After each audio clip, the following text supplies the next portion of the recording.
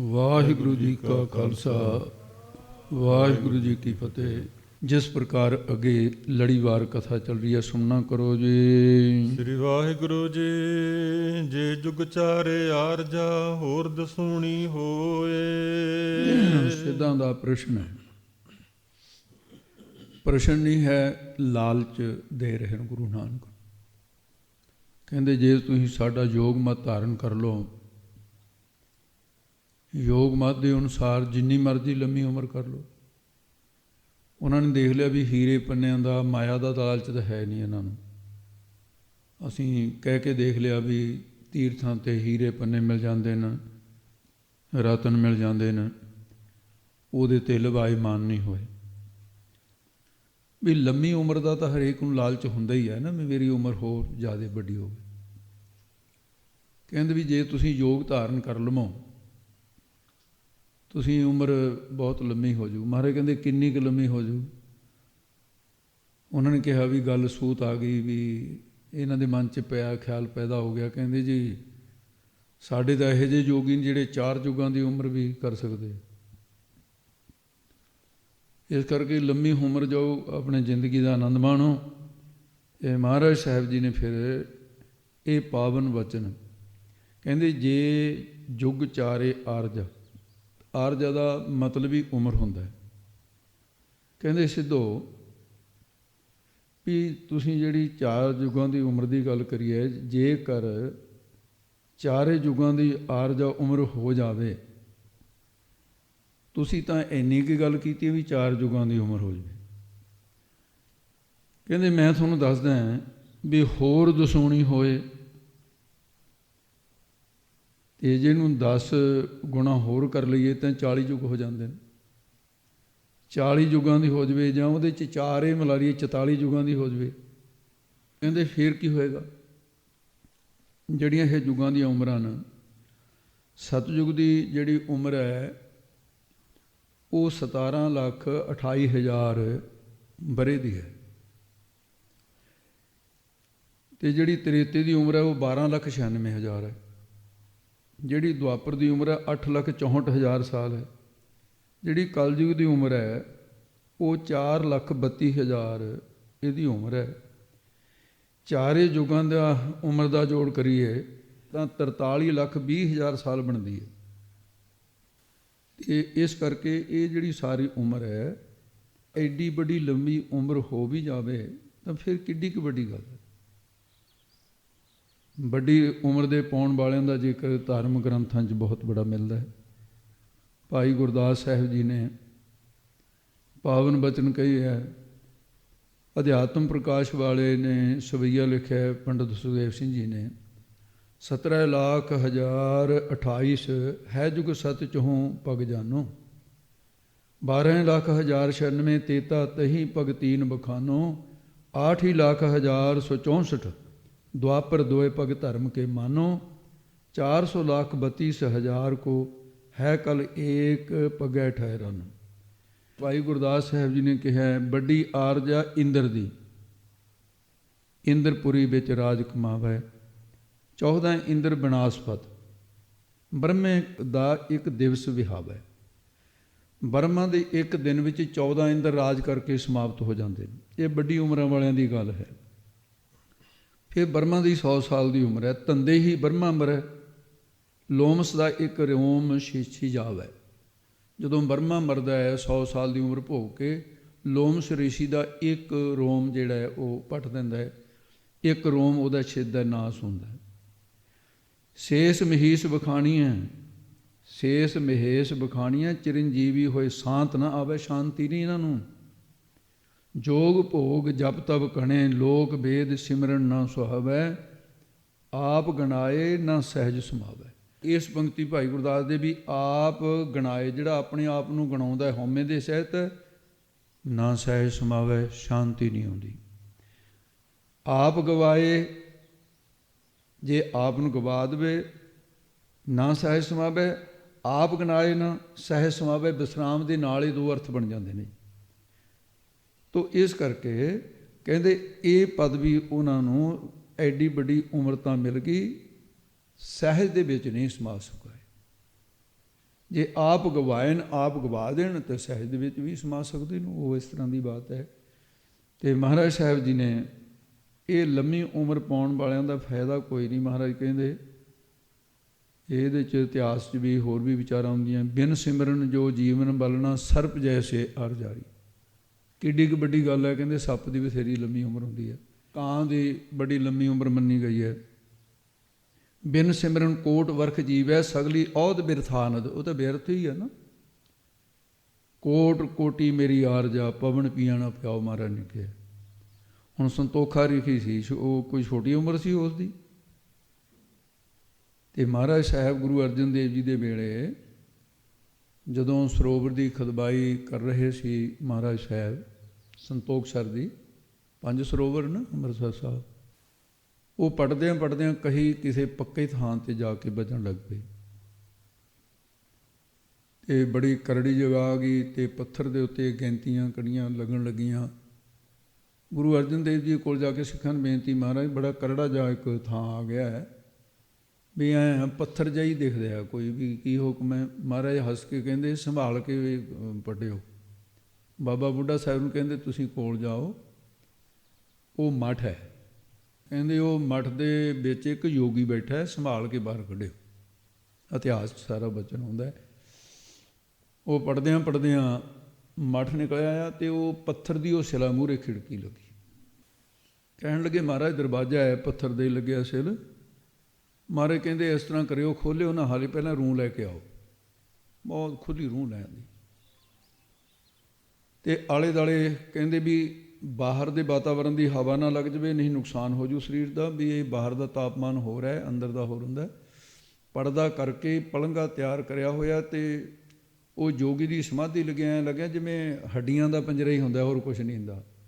ਸਮਾਧੀ ਲੱਗੀ ਹੋਈ, ਉਹ ਚੱਕ ਕੇ ਪਲੰਘੇ ਦੇ ਉੱਤੇ ਪਾ ਕੇ ਲੰਮਾ ਉੱਪਰ ਰੂੰ ਹੀ 'ਚ ਲਪੇਟਦਾ ਸਾਰਾ। ਰੂੰ 'ਚ ਲਪੇਟ ਕੇ ਫਿਰ ਮਹਾਰਾਜ ਸਾਹਿਬ ਜੀ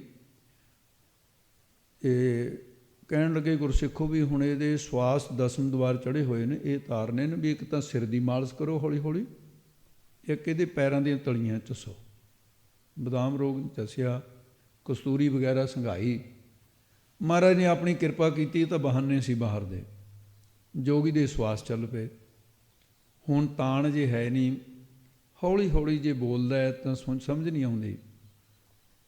ਅਤੇ ਬੁੱਲ ਫੁਰਕਦੇ ਨੇ। ਬਾਬਾ ਬੁੱਢਾ ਸਾਹਿਬ ਨੇ ਨੇੜੇ ਹੋ ਕੇ ਕੰਨ ਲਾਇਆ, ਕਹਿੰਦੇ ਯੋਗੀ ਰਾਜ ਕੀ ਕਹਿਣਾ ਚਾਹੁੰਦੇ ਹੋ?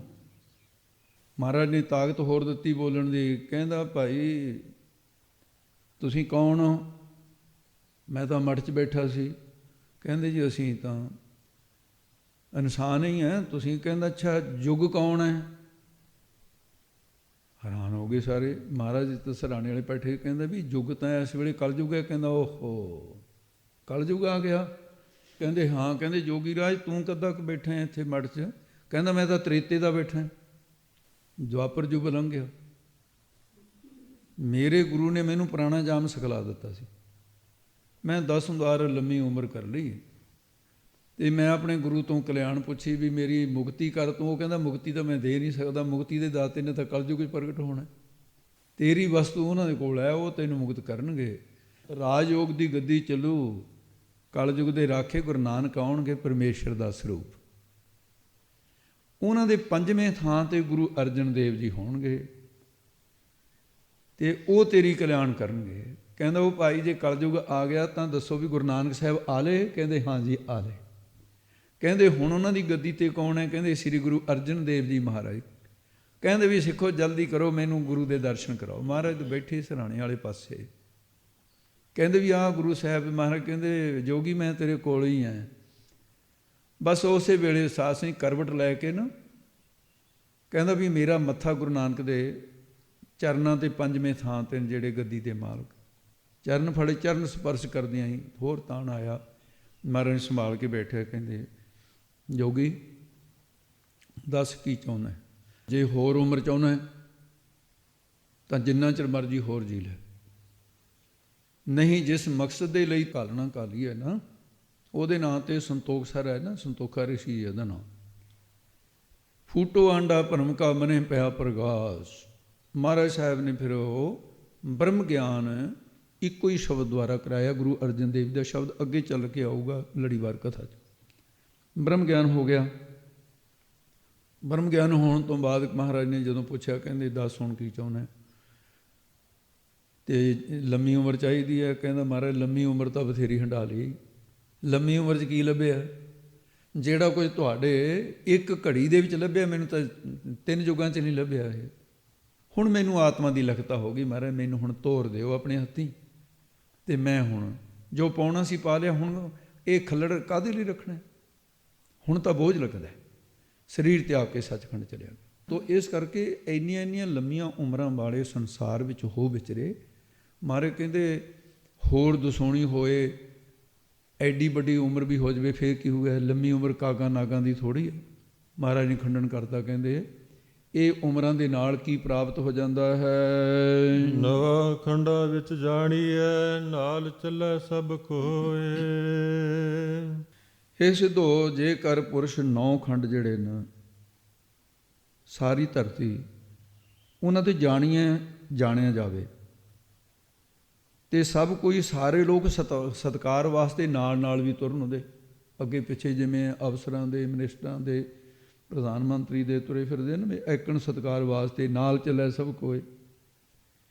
ਤੇ ਫਿਰ ਵੀ ਕੀ ਹੋ ਜਾਊਗਾ?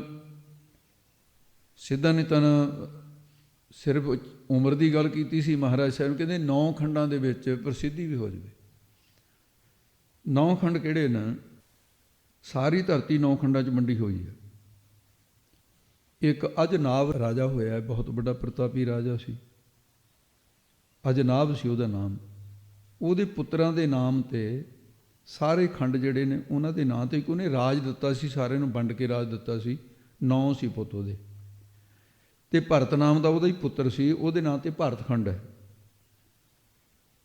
ਜੰਮੂ ਦੀਪ ਦੇ ਅੰਦਰ 9 ਖੰਡ ਨੇ, ਜੋ ਨਦੀਆਂ ਸਮੇਰ ਪਰਬਤ ਤੋਂ ਹੇਠਾਂ ਉਤਰਦੀਆਂ ਨਾ, ਤੇ ਉਹਨਾਂ ਨਦੀਆਂ ਦੇ ਵਿਚਕਾਰਲੀ ਜਿਹੜੀ ਜਗ੍ਹਾ ਹੈ, ਵਿਚਕਾਰਲੀ ਜਿਹੜੀ ਧਰਤੀ ਹੈ, ਜਿਵੇਂ ਭਾਰਤ ਖੰਡ ਪਿਆ ਹੈ, ਬਾਕੀ ਦੇ ਇਸੇ ਤਰ੍ਹਾਂ ਨਾ। ਤੇ ਇਹਨਾਂ ਦਾ ਇਸ ਪ੍ਰਕਾਰ ਇਹ ਮੰਨਿਆ ਹੈ ਕਿ ਇੱਕ ਤਾਂ ਹੈ ਕੁਰੂ ਖੰਡ ਪਹਿਲਾ, ਹਿਰਣਮਯ ਖੰਡ, ਇਲਾਵਰਤ ਖੰਡ, ਕੇਤਮਾਲ ਖੰਡ, ਹਰਵਰਖ ਖੰਡ, ਰਮਿਆ ਖੰਡ, ਕਿੰਗਪੁਰ ਖੰਡ, ਭੱਦਰ ਖੰਡ, ਭਾਰਤ ਖੰਡ। ਤੇ ਵਿਦਵਾਨਾਂ ਨੇ ਇਉਂ ਮੰਨਿਆ ਵੀ ਸਮੇਰ ਪਰਬਤ ਤੋਂ ਦੱਖਣ ਵਾਲੇ ਪਾਸੇ 3 ਪਰਬਤ ਨੇ, ਹਿਮਾਲਿਆ ਪਰਬਤ ਹੈ, ਹੇਮਕੁੰਡ ਤੇ ਨਿਖੱਦ। ਇਹਨਾਂ ਤਿੰਨਾਂ ਦੇ ਦੱਖਣ ਸਮੁੰਦਰ ਦੇ ਹਿਮਾਲਿਆ ਦੇ ਵਿਚਕਾਰ ਭਾਰਤ ਖੰਡ ਹੈ। ਹਿਮਾਲਿਆ ਤੇ ਹੇਮਕੁੰਡ ਦੇ ਵਿਚਕਾਰ ਕਿੰਗਪੁਰ ਖੰਡ ਹੈ। ਹੇਮਕੁੰਡ ਤੇ ਨਿਖੱਦ ਪਰਬਤ ਦੇ ਵਿਚਕਾਰ ਜਿਹੜਾ ਹੈ ਉਹ ਹਰਵਰਖ ਖੰਡ ਹੈ। ਇਸੇ ਤਰ੍ਹਾਂ ਸਮੇਰ ਤੇ ਪੂਰਬੀ ਵਾਲੇ ਪਾਸੇ ਮਾਲਿਆਵਾਨ ਪਰਬਤ ਹੈ। ਮਾਲਿਆਵਾਨ ਪਾਰ ਤੇ ਲਵਣ ਸਮੁੰਦਰ ਦੇ ਵਿਚਕਾਰ ਭੱਦਰ ਖੰਡ ਹੈ। ਸਮੇਰ ਦੇ ਪੱਛਮੀ ਤਰਫ ਗੰਧਮਾਨ ਪਰਬਤ ਹੈ, ਤੇ ਗੰਧਮਾਨ ਅਤੇ ਲਵਣ ਸਮੁੰਦਰ ਦੇ ਵਿਚਕਾਰ ਕੇਤਮਾਲ ਖੰਡ ਹੈ। ਇਸ ਤਰ੍ਹਾਂ ਸਮੇਰ ਤੇ ਉੱਤਰੀ ਪਾਸੇ 3 ਪਰਬਤ ਨੇ, ਨੀਲ ਪਰਬਤ, ਸਵੇਤ ਪਰਬਤ, ਸਿੰਗਰਵਾਨ ਪਰਬਤ। ਸਿੰਗਵਾਨ ਪਰਬਤ ਦਾ ਨਾਂ ਹੈ। ਨੀਲ ਅਤੇ ਸਮੇਤ ਪਰਬਤ ਦੇ ਵਿਚਕਾਰ ਜਿਹੜਾ ਰਮਿਆਂਕ ਖੰਡ ਹੈ, ਸਵੇਤ ਅਤੇ ਸਿੰਗਰਾਲ ਪਰਬਤ ਦੇ ਵਿਚਕਾਰ ਹਿਰਣਮਯ ਖੰਡ ਹੈ। ਉੱਤਰ ਦੇ ਪਾਸੇ ਸਮੁੰਦਰ ਤੇ ਸਿੰਗਰਾਲ ਪਰਬਤ ਦੇ ਵਿਚਕਾਰ ਕੁਰੂ ਖੰਡ ਹੈ, ਅਤੇ ਸਮੇਰ ਪਰਬਤ ਦੇ ਚਾਰੇ ਪਾਸੇ ਫੈਲਿਆ ਇਲਾਵਰਤ ਖੰਡ ਹੈ। ਇਹ 9 ਖੰਡ ਨੇ। ਮਹਾਰਾਜ ਕਹਿੰਦੇ ਇਹਨਾਂ 9 ਖੰਡਾਂ ਦੇ ਵਿੱਚ ਜੇ ਜਾਣਿਆ ਜਾਵੇ, ਪ੍ਰਸਿੱਧੀ ਹੋ ਜਾਵੇ, ਫਿਰ ਵੀ ਕੀ ਹੈ? ਚੰਗਾ ਨਾਉ ਰਖਾਇ ਕੈ, ਜਸ ਕੀਰਤ ਜਗ ਲੇ। ਤੇ ਚੰਗਾ ਨਾਮ ਰਖਾਇਆ ਕਿ ਪੀਰ ਪੈਗੰਬਰਾਂ ਵਾਲਾ ਚੰਗਾ ਨਾਂ ਰਖਾ ਲਿਆ, ਵੱਡੇ ਵੱਡੇ ਨਾਂ ਆਪਣੇ ਨਾਂ ਨੂੰ ਲਾ ਲਏ, ਤੇ ਫਿਰ ਉਹ ਚੰਗਾ ਨਾਂ ਰਖਾ ਕੇ ਇਸ ਲੋਕ ਵਿੱਚ ਜਸ ਤੇ ਪ੍ਰਲੋਕ ਦੇ ਕੀਰਤੀ ਵੀ ਕਰਾ ਲਈ। ਇਸ ਕਰਕੇ ਇਹ ਫਿਰ ਵੀ ਕੀ ਹੋ ਗਿਆ? ਜੇ ਕੋਈ ਚੰਗਾ ਨਾਮ ਰਖਾ ਕੇ ਆਪਣੇ ਮੁਖ ਤੋਂ ਆਪਣਾ ਜਸ ਤੇ ਪਿੱਠ ਪਿੱਛੇ ਕੀਰਤੀ ਵਡਿਆਈ ਕਰਾ ਲਈ, ਕਿਉਂਕਿ ਜਸ ਤੇ ਕੀਰਤ 2 ਸ਼ਬਦ ਨਾ। ਜੇ ਕੋਈ ਚੰਗਾ ਸ੍ਰੇਸ਼ਟ ਨਾਮ ਰਖਾ ਕੇ ਜਸ ਤੇ ਕਰਾਉਣ ਵਾਲਾ, ਜਿਹੜੇ ਜਸ ਕਰਾਉਣ ਵਾਲੇ ਕਰਮ ਨੇ, ਉਹਨਾਂ ਦੀ ਕੀਰਤ ਦੀ ਕੀ ਜਮਾ ਰਤ, ਉਹਨਾਂ ਦੀ ਰਤ ਪ੍ਰੀਤੀ ਕਰਕੇ ਸੰਸਾਰ ਦੇ ਵਿੱਚ ਵਡਿਆਈ ਕਰਾ ਲਵੇ, ਤਾਂ ਵੀ ਕੀ ਹੈ। ਜੇ ਤਿਸ ਨਜ਼ਰ ਨ ਆਵਈ ਤਾ ਬਾਤ ਨ ਪੁੱਛੈ ਕੇ। ਜੇ ਕਹੀਏ ਜੇਕਰ ਉਹ ਵਾਹਿਗੁਰੂ ਪਰਮੇਸ਼ਰ ਦੀ ਕਿਰਪਾ ਦ੍ਰਿਸ਼ਟੀ ਦੇ ਵਿੱਚ ਨਾ ਆਵੇ ਨਾ, ਤਾਂ ਸੰਸਾਰ ਦੇ ਉਹਦੀ ਕੋਈ ਐਸਾ ਸਮਾਂ ਵੀ ਆ ਜਾਂਦਾ, ਕੋਈ ਬਾਤ ਵੀ ਨਹੀਂ ਪੁੱਛਦਾ, ਗੱਲ ਨਹੀਂ ਪੁੱਛਦਾ, ਇਹੋ ਜਿਹਾ ਸਮਾਂ ਆ ਜਾਂਦਾ ਹੈ। ਤੇ ਸੰਸਾਰ ਦੇ ਕੇ ਕਿਆ ਭਾਵ ਮਿਥਿਆ ਰੂਪ ਜਾਣਨੇ ਵਾਲੇ ਜਿਹੜੇ ਸੰਤ ਜਨ, ਉਹ ਮਨੁੱਖ ਦੀ ਕੋਈ ਬਾਤ ਨਹੀਂ ਪੁੱਛਦੇ, ਉਹ ਨਜ਼ਰਅੰਦਾਜ਼ ਕਰ ਦਿੰਦੇ, ਕਹਿੰਦੇ ਇਹ ਕਾਹਦਾ ਬੰਦਾ। ਜੇ ਐਸਾ ਪ੍ਰਤਿਸ ਉਸ ਵਾਹਿਗੁਰੂ ਦੀ ਨਜ਼ਰ ਦ੍ਰਿਸ਼ਟੀ ਵਿੱਚ ਨਹੀਂ ਲਿਆਉਂਦਾ ਕਿ ਵਾਹਿਗੁਰੂ ਕੋਈ ਹੈ, ਉਹ ਪਰਮਾਤਮਾ ਦੀ ਕੋਈ ਪਰਵਾਹ ਨਹੀਂ ਕਰਦਾ, ਤਾਂ ਫਿਰ ਐਸਾ ਸਮਝ ਆਉਂਦਾ ਹੈ ਵੀ ਉਹਦੀ ਵੀ ਕੋਈ ਬਾਤ ਨਹੀਂ ਪੁੱਛਦਾ। ਫਿਰ ਉਹ ਰੱਬ ਦਾ ਨਿਰਾਦਰ ਕਰਦਾ, ਰੱਬ ਉਹਦਾ ਵੀ ਕਰਾ ਦਿੰਦਾ। ਤੋ ਇਸ ਕਰਕੇ ਇਸ ਤਰ੍ਹਾਂ ਦੀ ਹਾਲਤ ਹੋ ਜਾਂਦੀ ਹੈ। ਫਿਰ ਉਸ ਦੇ ਕੀਟਾ ਅੰਦਰ ਕੀਟ ਕਰ ਦੋਸੀ ਦੋਸ ਤਰੇ। ਉਹ ਪੁਰਸ਼ ਦੇ ਕੀਟਾ ਕੀੜਿਆਂ ਦੇ ਅੰਦਰ ਕੀੜਾ ਕਰਕੇ ਬਣਾ ਦਿੱਤਾ ਜਾਂਦਾ ਹੈ। ਇਸ ਤਰ੍ਹਾਂ ਦੀਆਂ ਜੂਨਾਂ ਉਹਨੂੰ ਮਿਲ ਜਾਂਦੀਆਂ ਨਾ। ਤੇ ਦੋਸ਼ੀ ਲੋਕ ਜਿਹੜੇ ਨੇ, ਤੇ ਉਹਨੂੰ ਭਾਵ ਕੀ ਹੈ, ਜਿਹੜੇ ਉਹਨੇ ਦੋਸ਼ੀ ਦੋਹ ਕਰਕੇ ਕੀ ਜਿਹੜੇ ਮਾੜੇ ਕਰਮ ਕੀਤੇ, ਤੇ ਉਹਨਾਂ ਕਰਮਾਂ ਦੇ ਦੋਸ਼ ਕਰਕੇ ਜਿਵੇਂ ਧਾਰੇ ਜਾਂਦੇ ਨੇ, ਕਿਉਂਕਿ ਦੁੱਖ ਜਿੰਨੇ ਮਿਲਦੇ ਉਹ ਆਪਣੇ ਮਾੜੇ ਕਰਮਾਂ ਦੇ ਫਲ ਹੈ ਨਾ, ਉਹਦੀ ਹਾਲਤ ਇਹੋ ਜਿਹੀ ਹੋ ਜਾਂਦੀ ਹੈ। ਉਹ ਕੀਟਾ ਨਾਮ ਸਮਝ ਲਓ ਵੀ ਕੁੱਤਾ ਹੈ, ਕੁੱਤਾ ਇੱਕ ਕੀੜਾ ਹੀ ਹੈ, ਜੀਵ ਹੈ। ਉਹਦੇ ਵਿੱਚ ਕੀਟ, ਕੁੱਤੇ ਦੇ ਗਾਹਾਂ ਕੀੜੇ ਪੈ ਜਾਂਦੇ ਨੇ, ਕੀਟਾ ਅੰਦਰ ਕੀਟ ਕਰ। ਤੇ ਜਿਸ ਵੇਲੇ ਕੁੱਤੇ ਦੇ ਕੀੜੇ ਪੈ ਜਾਣ, ਦੋਸ਼ੀ ਕੌਣ ਹੈ? ਜਿਹਨੂੰ ਕੋੜ ਹੋਇਆ ਹੋਇਆ ਬੰਦੇ ਨੇ, ਉਹ ਕੋੜੀ ਵੀ ਦੋਸ਼ ਧਰੇ, ਕੁੱਤੇ ਦੇ ਵਿੱਚ ਦੋਸ਼ ਧਰਦਾ, ਕਹਿੰਦੇ ਇਹਨੂੰ ਪਰੇ ਕਰ ਦਿਓ, ਬਹੁਤ ਮਾੜੀ ਬਦਬੂ ਆਉਂਦੀ ਹੈ। ਤੇ ਇਸ ਤਰ੍ਹਾਂ ਦੇ ਕੀੜਿਆਂ ਦੇ ਵਿੱਚ ਉਹ ਕੀੜਾ ਬਣਾਇਆ ਜਾਂਦਾ ਜਾਂ ਰੱਬ ਨੂੰ ਭੁੱਲ ਜਾਵੇ। ਤੇ ਜਿਵੇਂ ਕੀੜਾ ਸੱਪ ਹੈ, ਸੱਪ ਦੇ ਵਿੱਚ ਕੀੜੇ ਪੈ ਜਾਂਦੇ ਨੇ, ਕੀਟਾ ਅੰਦਰ ਕੀਟ ਕਰ, ਉਹਦੇ 'ਚ ਦੋਸ਼ ਧਾਰਿਆ ਜਾਂਦੇ। ਸਭ ਤੋਂ ਮੰਦੀ ਸੱਪ ਜੋਨ ਸੱਪਾਂ ਵਿੱਚ ਕੁਜਾਤ ਕੁਭਾਈ। ਭਗਵਾਨ ਰਾਮਚੰਦਰ ਜੀ ਦੇ ਵੇਲੇ ਇੱਕ ਪ੍ਰਸੰਗ ਆਉਂਦਾ ਹੈ, ਰਿਸ਼ੀ ਗਣਾਂ ਦੀ ਸਭਾ ਲੱਗੀ ਹੋਈ ਹੈ, ਉਹਨਾਂ ਦੇ ਗੁਰਦੇਵ ਵਸ਼ਿਸ਼ਟ ਮੁਨੀ ਜੀ ਸਭਾ 'ਚ ਉਪਸਥਿਤ ਨੇ, ਤੇ ਸਾਹਮਣੇ ਕੀ ਦੇਖ ਰਹੇ ਨੇ? ਇੱਕ ਕੀੜਾ ਸਿੰਘਾਸਨ 'ਤੇ ਚੜ੍ਹਦਾ, ਲੱਤਾਂ ਟੁੱਟੀਆਂ ਹੋਈਆਂ, ਦੋ ਲੱਤਾਂ ਠੀਕ, ਉਹ ਡਿੱਗ ਜਾਂਦਾ। ਫਿਰ ਰਾਮ ਜੀ ਦਾ ਖਿਆਲ ਉੱਧਰ ਆਇਆ ਤੇ ਸਰਬਗਤਾਂ ਨਾਲ ਦੇਖਿਆ ਵੀ ਇਹ ਕੀੜਾ ਕੌਣ ਹੈ, ਤੇ ਖਿੜਖਿੜ ਕਰਕੇ ਹੱਸ ਪਏ। ਵਸ਼ਿਸ਼ਟ ਜੀ ਬੋਲੇ, ਕਹਿਣ ਲੱਗੇ, ਰਾਮ, ਇਹ ਰਿਸ਼ੀ ਗਣਾਂ ਦੀ ਸਭਾ ਹੈ, ਇਹਦੀ ਮਰਿਆਦਾ ਹੈ, ਤੇ ਤੁਸੀਂ ਮਰਿਆਦਾ ਪੁਰਸ਼ੋਤਮ ਹੈ, ਤੁਸੀਂ ਕੀ ਕਾਰਨ ਹੈ ਹੱਸੇ ਹੋ? ਕਹਿੰਦੇ ਗੁਰਦੇਵ ਐਵੇਂ ਹੀ ਹੱਸ ਪਿਆ। ਮਤਲਬ ਕਹਿੰਦੇ ਨਹੀਂ, ਰੋਣਾ ਤੇ ਹੱਸਣਾ ਅਜਿਹੀਆਂ ਘਟਨਾ ਬਿਨਾਂ ਕਾਰਨ ਤੋਂ ਰੋਣਾ ਨਹੀਂ ਆਉਂਦਾ, ਬਿਨਾਂ ਕਾਰਨ ਤੋਂ ਹੱਸਣਾ ਨਹੀਂ ਆਉਂਦਾ। ਔਰ ਫਿਰ ਸਭਾ 'ਚ ਕਾਰਨ ਕੋਈ ਦਿਸਦਾ ਨਹੀਂ ਹੈ, ਸਾਰਿਆਂ ਨੂੰ ਸ਼ੰਕਾ ਹੋ ਗਈ ਵੀ ਕਿਉਂ ਹੱਸੇ ਹੋ। ਕਹਿੰਦੇ ਗੁਰਦੇਵਾ ਕੀੜਾ ਸੀ, ਇਹ ਕੀੜਾ ਜਿਹੜਾ ਨਾ ਚੜ੍ਹ ਰਿਹਾ ਸੀ ਸਿੰਘਾਸਨ ਦੇ, ਲੱਤਾਂ ਇਹਦੀਆਂ ਟੁੱਟੀਆਂ ਹੋਈਆਂ ਨੇ, ਉਹ ਡਿੱਗਦਾ ਫੇਰ ਚੜ੍ਹਦਾ। ਕਹਿੰਦੇ ਮੇਰਾ ਹਾਸਾ ਨਿਕਲ ਗਿਆ ਦੇਖ ਕੇ। ਕਹਿੰਦੇ ਰਾਮ, ਇਹ ਨਹੀਂ ਬਾਤ ਹੈ, ਅਨੇਕਾਂ ਕੀੜੇ ਤੁਰੇ ਫਿਰਦੇ ਨੇ, ਕਦੇ ਕੀੜਿਆਂ ਕੰਨੀ ਦੇਖ ਕੇ ਤੁਸੀਂ ਹੱਸੇ ਨਹੀਂ। ਹਾਂ, ਇਹਦੇ ਵਿੱਚ ਕੋਈ ਗੂੜ ਰਹੱਸ ਜਿਹੜਾ ਹੈ ਤੇ ਉਹ ਤੁਸੀਂ ਦੱਸੋ, ਨਹੀਂ ਫਿਰ ਇਹ ਸ਼ੰਕਾ ਬਣ ਜਾਣੀ ਹੈ। ਉਹ ਕਹਿੰਦੇ ਮਹਾਰਾਜ, ਮੈਂ ਇਹ ਗੁਪਤ ਗੱਲ ਹੈ ਵੀ ਤੁਸੀਂ ਹੁਣ ਮੇਰੇ ਗੁਰੂ ਹੋ, ਮੈਂ ਗੁਜੀਵ ਨਹੀਂ ਰੱਖ ਸਕਦਾ, ਜੇ ਤੁਹਾਡਾ ਆਦੇਸ਼ ਹੈ ਫਿਰ ਮੈਂ ਦੱਸ ਦਿੰਦਾ। ਕਿ ਕਹਿੰਦੇ ਕੀੜਾ ਜਿਹੜਾ ਹੈ, ਜਿਹਦੀਆਂ ਲੱਤਾਂ ਪਿਛਲੀਆਂ ਟੁੱਟੀਆਂ ਹੋਈਆਂ ਨੇ, ਸਿੰਘਾਸਨ 'ਤੇ ਇਹਨੂੰ ਚੜ੍ਹ ਰਿਹਾ, ਡਿੱਗਦਾ ਹੈ। ਕਹਿੰਦੇ 14 ਵਾਰ ਇੰਦਰਪੁਰੀ ਦਾ ਸਿੰਘਾਸਨ ਇਹਨੂੰ ਮਿਲ ਚੁੱਕਾ ਹੈ, 14 ਵਾਰੀ ਇੰਦਰ ਬਣ ਚੁੱਕਾ ਹੈ, ਸਵਰਗ ਦਾ ਰਾਜਾ। ਕਹਿੰਦੇ ਅਜੇ ਵੀ ਕੁਰਸੀ ਦੀ ਵਾਸ਼ਨਾ ਸਿੰਘਾਸਨ ਦੀ ਗਈ ਨਹੀਂ, ਕਹਿੰਦੇ ਅਜੇ ਵੀ ਮੇਰੇ ਵਾਲੇ ਸਿੰਘਾਸਨ ਵੱਲ ਨੂੰ ਆ ਰਿਹਾ। ਕੀਟਾਂ ਅੰਦਰ ਕੀਟ ਕਰ ਦੋਸੀ ਦੋਸਤ ਰੇ। ਤੇ ਉਸ ਵੇਲੇ ਭਗਵਾਨ ਜੀ ਦੇ ਗੁਰਦੇਵ ਨੇ ਕਿਹਾ ਸੀ, ਕਹਿੰਦੇ ਰਾਮ, ਇਹਨਾਂ ਨੂੰ ਇੱਕ ਘੜੀ ਵਾਸਤੇ ਸਰਬਗਤਾ ਬਖਸ਼ ਦੇ, ਸਾਰਿਆਂ ਨੂੰ ਪਤਾ ਲੱਗ ਜਾਏ, ਨਹੀਂ ਕਹਿਣਗੇ ਖਾਨੀ ਮਿਥਿਆ ਹੀ ਕਥਨ ਕਰ ਦਿੱਤਾ। ਰਾਮ ਜੀ ਨੇ ਸਰਬਗਤਾ ਬਖਸ਼ੀ। ਸਭ ਰਿਸ਼ੀਆਂ ਨੇ ਕਿਹਾ ਮਹਾਰਾਜ ਧੰਨ ਹੋ ਤੁਸੀਂ, ਇਹ ਵਾਕਈ 14 ਵਾਰ ਇੰਦਰ ਬਣ ਚੁੱਕਾ ਹੈ, ਦਿਖਾ ਦਿੱਤੇ, ਦਿਵ ਨੇਤਰ ਦੇ ਦਿੱਤੇ। ਤੋ ਇਸ ਕਰਕੇ ਇੰਦਰ ਲੋਕ ਸ਼ਿਵ ਲੋਕ ਕਹਿ ਜਾਇਵੋ, ਓਛੇ ਤਪ ਕਰ ਬਹੁ ਆਇਵੋ। ਫਿਰ ਕੀ ਹੁੰਦਾ? ਫਿਰ ਤਾਂ ਉਹੀ ਹੁੰਦੀ ਹੈ ਜਿਵੇਂ ਗੁਰੂ ਹਰਗੋਬਿੰਦ ਸਾਹਿਬ ਮਹਾਰਾਜ ਉਹ ਸੰਸਾਰ ਨੂੰ ਤਾਰਦੇ ਹੋਏ ਮਾਲਵੇ ਦੀ ਧਰਤੀ 'ਚ ਵਿਚਰ ਰਹੇ ਸੀ ਮਹਾਰਾਜ। ਲਦਾਈ ਕੇ ਪਿੰਡ ਹੈ, ਕਲਿਆਣਸਰ ਗੁਰਦੁਆਰਾ ਬਣਿਆ ਹੋਇਆ ਉੱਥੇ। ਜਦੋਂ ਉੱਥੇ ਮਹਾਰਾਜ ਜੰਗਲ ਸੀ ਬਾਰ-ਬਾਰ, ਤਾਂ ਇੱਕ ਸੱਪ, ਬਹੁਤ ਭਾਰੀ ਸੱਪ, ਫਣ ਚੱਕਦਾ ਹੈ ਅਤੇ ਡਿੱਗਦਾ ਵੀ ਹੈ, ਡਿੱਗਦਾ ਪੈਂਦਾ, ਆਉਂਦਾ ਸਿੱਧਾ ਮਹਾਰਾਜ ਵਾਲੇ ਪਾਸੇ ਨੂੰ, ਸਿੱਧਾ ਹੋ ਲਿਆ ਗੁਰੂ ਹਰਗੋਬਿੰਦ ਸਾਹਿਬ ਪਾਸੇ ਨੂੰ। ਭਾਈ ਬਿਧੀ ਚੰਦ ਸਾਵਧਾਨ ਰਹਿੰਦੇ ਸੀ ਹਰ ਵੇਲੇ, ਕਹਿੰਦੇ ਮਹਾਰਾਜ ਸੱਪ ਆ ਰਿਹਾ, ਆਗਿਆ ਕਰੋ, ਮੈਂ ਇਹਨੂੰ ਮਾਰਦਾ। ਮਹਾਰਾਜ ਕਹਿੰਦੇ ਨਾ, ਤੂੰ ਨਾ ਮਾਰੀ ਇਹਨੂੰ। ਕਹਿੰਦੇ ਮਹਾਰਾਜ ਫਿਰ ਤੁਹਾਡੇ ਕਿ ਨਹੀਂ ਤੁਰਿਆ ਆ ਰਿਹਾ? ਸਿੱਖਾਂ ਦਾ ਧਰਮ ਹੈ ਵੀ ਗੁਰੂ ਦੇ ਦੋਖੀ ਨੂੰ ਥੋੜ੍ਹੀ ਛੱਡਦੇ ਸਿੱਖ, ਇਹ ਗੁਰੂ ਦਾ ਦੋਖੀ। ਮਹਾਰਾਜ ਕਹਿੰਦੇ ਨਹੀਂ, ਦੋਖੀ ਨਹੀਂ, ਸਾਡੀ ਖੇਡ ਦੇ ਵਿੱਚ ਨਾ ਇਹਨੂੰ ਆਉਣ ਦੇ, ਇਹਦਾ ਸਮਾਂ ਆ ਗਿਆ। ਮਹਾਰਾਜ ਦੇ ਕੋਲ ਆ ਕੇ ਖੜ ਗਿਆ। ਮਹਾਰਾਜ ਨੇ ਦੇਖਿਆ, ਕਹਿੰਦੇ ਅੱਛਾ।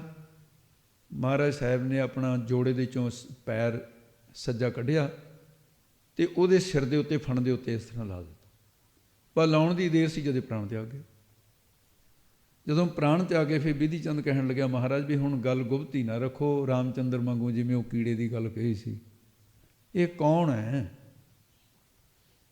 ਮਹਾਰਾਜ ਕਹਿੰਦੇ ਇਹ ਵਿਦਵਾਨ ਸੀ, ਬਹੁਤ ਵੱਡਾ ਪੰਡਿਤ, ਅਤੇ ਆਪਣੇ ਆਪ ਨੂੰ ਬ੍ਰਹਮ ਵੇਤਾ ਕਹਾਉਂਦਾ ਸੀ। ਬ੍ਰਹਮ ਵੇਤਾ ਹੈ ਨਹੀਂ ਸੀ।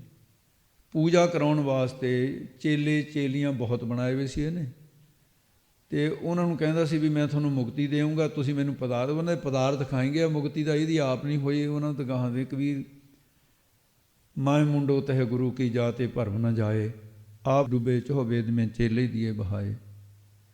ਇਹ ਇਸ ਕਰਕੇ ਫਿਰ ਮਰ ਕੇ ਹੁਣ ਸੱਪ ਦੀ ਜੂਨ ਇਹਨੂੰ ਮਿਲੀ ਹੈ। ਗੁਰੂ ਕਹਾਉਣਾ ਹੀ ਸੌਖਾ ਹੈ, ਕਹਿੰਦੇ ਫਿਰ ਸੱਪਾਂ ਦੀਆਂ ਜੂਨਾਂ ਮਿਲਦੀਆਂ ਨੇ। ਦੇਖ ਲਓ ਭਾਈ ਗੁਰਸਿੱਖੋ, ਉਹਦੇ ਵਿੱਚੋਂ ਜਿਹੜੀ ਚੇਤਨਾ ਨਿਕਲੀ, ਮਹਾਰਾਜ ਕਹਿੰਦੇ ਤੂੰ ਆਪਣਾ ਹਾਲ ਆਪ ਹੀ ਸੁਣਾ ਦੇ। ਫਿਰ ਉਹਨੇ ਪ੍ਰਕਾਸ਼ਮੈ ਸਰੂਪ ਜਿਹੜਾ ਸੀ ਉਹ ਧਾਰਨ ਕਰਕੇ ਉਹਨੇ ਹੱਥ ਜੋੜ ਕੇ ਕਿਹਾ, ਗਰੀਬ ਨਿਵਾਜ ਤੁਸੀਂ ਮੇਰੀ ਕਲਿਆਣ ਕਰ ਦਿੱਤੀ। ਇਹ ਮੇਰੀ ਸੱਪ ਦੀ ਦੇਹ 'ਚ ਮੈਂ ਬਹੁਤ ਦੁਖੀ, ਇਹਦੇ 'ਚ ਸੁਰਾਖ ਹੋਏ ਪਏ, ਕੀੜਿਆਂ ਨੇ ਖਾ ਖਾ ਕੇ ਮੇਰੀ ਚਮੜੀ 'ਚ ਸੁਰਾਖ ਕਰੇ ਪਏ।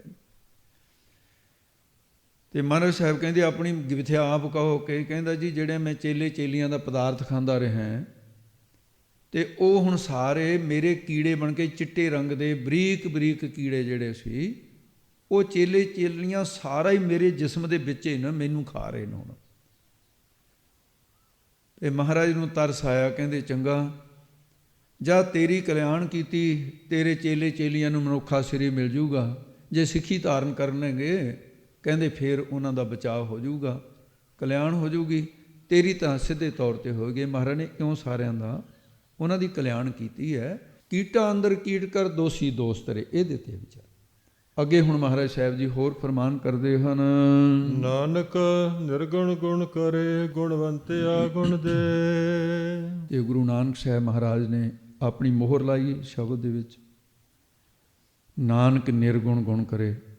ਉਹ ਵਾਹਿਗੁਰੂ ਐਸਾ ਦਿਆਲੂ ਹੈ ਜੋ ਨਿਰਗੁਣ, ਕਿਹੜੇ ਜਿਹੜੇ ਸ਼ੁਭ ਗੁਣਾਂ ਤੋਂ ਰਹਿਤ ਨੇ, ਜਿਨ੍ਹਾਂ ਦੇ ਬੱਲੇ ਨਾ ਸੱਤ ਹੈ, ਨਾ ਸੰਤੋਖ ਹੈ, ਨਾ ਦਇਆ ਹੈ, ਨਾ ਧਰਮ ਹੈ, ਕੁਝ ਵੀ ਨਹੀਂ ਹੈ ਪੱਲੇ। ਅਤੇ ਉਹਨਾਂ ਨੂੰ ਨਿਰਗੁਣਿਆਂ ਵਾਲਿਆਂ ਨੂੰ ਗੁਣ ਕਰੇ, ਉਹ ਸਤ ਸੰਗਤ ਕਰਦੇ ਨੇ।